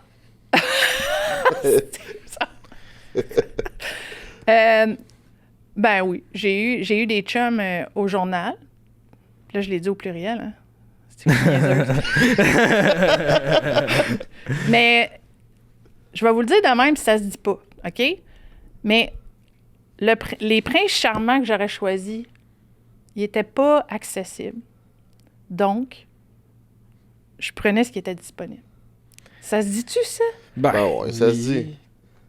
Ben oui. Mais ça se passe dit, bien mais mieux pour un gars que pour une fille. Tu penses pas, moi? Ben, je pense plus aujourd'hui. Mais plus aujourd'hui. T'as non, raison. c'est ça. Puis, tu sais, dans le reportage, c'est ça qu'on jasait avec les gars, tu disais qu'à la secte, ils vous donnaient un miroir pour vous regarder l'anus, puis que, genre, tu sais, c'était pour briser vos limites. Mais tu sais, nous, on jase constamment que on aime ça se faire manger l'anus par nous. Tu sais, ça l'a vraiment changé. Fait que nous, Mais dans ce temps-là, c'était plus dans les médias sociaux, t'entendais pas ce genre. Il y avait comme une plus grande retenue. C'est ça. Puis pudeur, c'est ça que je cherchais. Aujourd'hui, nous, je suis comme moi, donne-moi ton miroir, je vais me checker ça, ça va pas me briser, mettons, ouais. tu sais. Puis même, c'est ça, à l'époque, tu sais, puis même dans mon livre, il y a des passages que je réécrirais un petit peu, parce que, tu sais, les transgenres, disons qu'on a beaucoup évolué dans les 20 dernières années sur leur réalité, leurs difficultés, pourquoi ils sont comme ça, puis respect, tu sais. Puis à l'époque, ils faisaient rire d'eux autres pas mal plus qu'aujourd'hui, tu sais. Fait que je ferais un traitement un peu plus respectueux, même si je leur ai pas manqué de respect, mais tu sais, c'était tellement marginalisé il y a 20 ans. Oh ouais. Puis c'était le genre de public aussi que le mouvement attirait. Fait que accepter, démarginaliser, essayer de comprendre les différences, ça enlève du pouvoir au groupe secteur. Ouais, parce que ça doit être plus dur de peut-être sortir quelqu'un de sa zone de confort, comme Frank il dit, ça y dérangerait pas de se regarder l'anus, fait que ça va pas, ça déconnecte moins de la Tu vois, moi, réalité. c'est pas nécessairement ça que je pensais. Peut-être Vous autres, vous êtes comme stickés là-dessus, là. Puis on peut comprendre, mais parce ça que marque c'est vrai que l'imaginaire, ça... ce bout-là. Ben oui, mais ça n'a juste aucun bon sens, là. Non, c'est ça. Mais peut-être qu'aujourd'hui, en effet, ça aurait moins d'impact qu'il y a 20 ans. Parce que maintenant, tu sais, la sexualité dans les médias, dans les médias sociaux aussi, on en parle plus, puis avec plus d'ouverture. Puis c'est parfait comme ça, tu sais. Ouais, ben c'est ça, Des fois, je me pose la question, tu sais, c'est-tu bon de tout faire tomber les tabous ou c'est bon de se garder une petite gêne? Des fois, je me pose cette question-là. Ben, moi, je pense que la réponse, là, passe par le respect. Dans le sens où, si t'es différent, mais que tu fais pas de mal à personne, puis que t'as une différence sincère, t'es de même, faut que les gens te respectent. Ben faut oui. pas qu'ils rient de toi, faut pas... Fait que l'ouverture sert à ça. Ouais, Moi, ça serait ma réponse. Je suis d'accord avec ça. Moi, c'est aussi le même chose aussi. Si tu déranges personne, Mais fais bien ce que tu veux. Mais quand cette ouverture-là devient une pression de faire des choses qui te tentent pas parce que tout le monde le fait, parce que la société est tellement ouverte, là, c'est l'envers de la médaille, là, tu sais. C'est ça. Fait qu'écoute, Brigitte, tu te mérites ton cadeau de chez Eros et compagnie. Je suis allé... Ah ouais? Ben oui, je suis allé surf, là. Merci. Par exemple, je savais pas... si on te réinvite, je vais y aller avec de quoi de plus... Mon chum, il applaudit! Ouais. Et moi, mon chum, j'ai rencontré à 44 ans.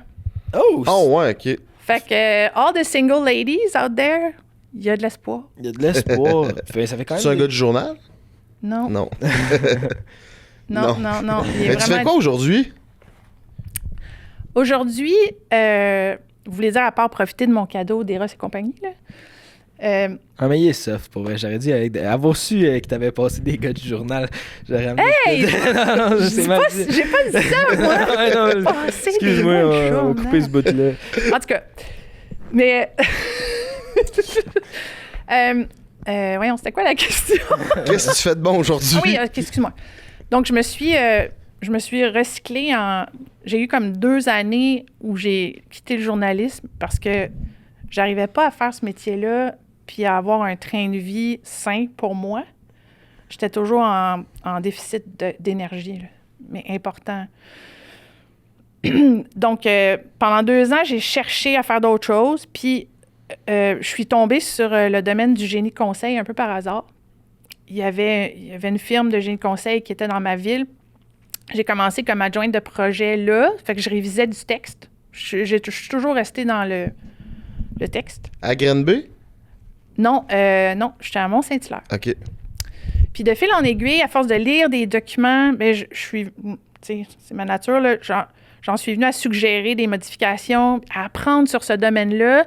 Puis aujourd'hui, ben, j'aide les ingénieurs à écrire des offres de services pour obtenir des contrats dans le domaine du génie conseil, mais tu sais, de l'énergie durable, puis des mini-métaux, de la décarbonation des opérations, puis je triple là-dessus. Là. Non, ouais. Fait que t'as quand même changé complètement. Là. Ouais, mais ça vient avec... Côté rédaction qui existe encore. Bien, ça vient avec beaucoup de pression quand même, parce que les offres de service, souvent, tu as peu de temps pour les faire. Mhm. Fait que si vous êtes, mettons, un journaliste qui cherche un autre métier, vous pouvez venir me voir, parce que les compétences sont vraiment très transférables. OK, nice. Ouais, puis faut que tu fais l'offre de service, tu veux que ça soit concret pour Oui, que faut ça que ça se soit passe. convaincant. C'est ça. Puis il faut souvent que tu tires les verres du nez des ingénieurs qui ont un langage technique qui est souvent peu accessible, qui sont excellents dans leur métier pour trouver des solutions à des problèmes de fou, mais qui ont de la misère à expliquer ce qu'ils font. Fait que moi, à force de m'intéresser à ça, je les comprends un petit peu plus que la moyenne des ours, puis je comprends le langage de la moyenne des ours aussi. Fait que je suis comme une espèce de traductrice, si tu veux. Puis il faut que l'écriture soit punchée aussi. Fait que ça, c'est mon héritage de journaliste aussi. Très cool. Ah ouais, mon ami est ingénieur mécanique, puis j'ai de la misère à le comprendre, tu sais. On sent que c'est mon ami d'enfance, mais quand il me parle de son métier, puis comment ça se passe dans sa tête, là, c'est à milieu de moi, là, tu sais. Moi, c'est artistique, mon milieu, là. Ah ouais? Lui, il est tellement cartésien, il bâtit des robots, là, pour... je sais pas quoi, là. Je veux qu'il m'explique son robot. Puis j'ai d'autres amis, on a des amis en commun, puis eux, c'est plus des taponneux, des gars de machine. Fait que, tu sais, quand ils se mettent à parler de machine puis de robots, ils me perdent complètement. Moi, je suis pas capable de comprendre, tu sais. C'est pas que ça m'intéresse Mais pas. force-les à... En tout cas, parce que les ingénieurs, ils ont intérêt à mieux expliquer ce qu'ils font parce que ça a plein de valeurs puis c'est pas connu à cause de l'hermétisme de leur langage. Ouais, ils sont très... Fait que dis, explique-moi donc ça comme si tu l'expliquerais à ta grand-mère, tu sais. En tout cas. Ah ouais, c'est un bonne idée, C'est ça. souvent intéressant ce qu'ils font. Ouais. Ben, merci beaucoup, Brigitte. Ça m'a fait cadeau. plaisir. C'était bien fun. Ah, faut que je l'ouvre. Ben, Ah, ouvre j'étais un peu ça. gênée. Non, c'est pas si pas pire. Le gênant. beau-frère a été très... OK. Je pense que c'est le plus soft. Ouais, c'est Pour ça. son problème de gueule, ça se fait. C'est que je voulais pas te rendre mal à l'aise. Tu m'achètes quelque chose à boire? Ben, c'est que Oh, une gourde! t'avais une mini bouteille, fait qu'on s'est dit, on va Mais t'es bien t'upgrader le fin. format. Une belle gourde Eros, ça va être parfait à mettre, là. Tes ingénieurs vont se demander. C'est ça. C'est que t'as pris ça. Attends. Tu vas être wild au bureau. Ouais. Attends, toi. Tu sais, elle est nice pareil. Ah là. ouais. Ben, très belle nice. gourde. Fais la Avec la job, petite paille pis tout. ça garde l'eau frette. Tu t'amènerais-tu ça à ta job? Pour vrai? C'est un peu- Non, non, sérieux, c'est cute. Ben, merci beaucoup. Ben, ça me fait C'est plaisir. Ça fait plaisir. Si jamais vous Ça va voulez être moins vous hydrater- coquin à soir que tu pensais. là. Ouais, vous allez être On est hydraté, déçus. tu sais. Ben oui, on va être hydraté. OK. Ben, j'espère que j'ai bien répondu à vos questions. Ouais, c'était super. C'était très intéressant. Merci beaucoup. Premier podcast à vie, t'as vraiment bien fait ça. C'est vrai? Ouais, oui. Je suis souvent nerveuse, hein, ça paraissait dessus. Non. Ben, non. Puis t'as pas besoin, t'es super bonne. C'est ça. Puis l'histoire est vraiment fascinante. Fait qu'un C'est gros ça. merci. En plus, Ah, mais on a- merci d'avoir fait vos recherches aussi parce que vous m'avez. Ouais, ben ça fait quand même 20 ans, puis tu sais, ouais, je comprends. Ouais, puis c'est pas toutes les recherches sont autant le fun à faire, mais celle-là est le fun. Là, tu sais, l'histoire est vraiment fascinante. Fait que c'était un travail facile de notre côté. Bon, ben, en tout cas, je regrette pas d'être venu, puis j'ai hâte de voir ce que vous allez faire. C'est Guido. Un gros merci à tout le monde d'avoir été là. Merci à Eros, Fort Saint-Basile, Monster, Tyzone et... Qui manque, le beau-frère? Meuble RD, parce qu'on est bien assis dessus. No, enjoy! Ouais. Fait que stay tuned, on est là chaque semaine. Si c'est pas fait, abonnez-vous à Prends un break. On a des shows de Too Blind to Date à chaque 2 semaines à l'Abreuvoir de Montréal. Donc, il y a des billets disponibles. Le lien dans la bio. TooBlindToDate.com. Venez nous voir. Ça roule bien nos affaires. Donc, stay tuned. Ciao!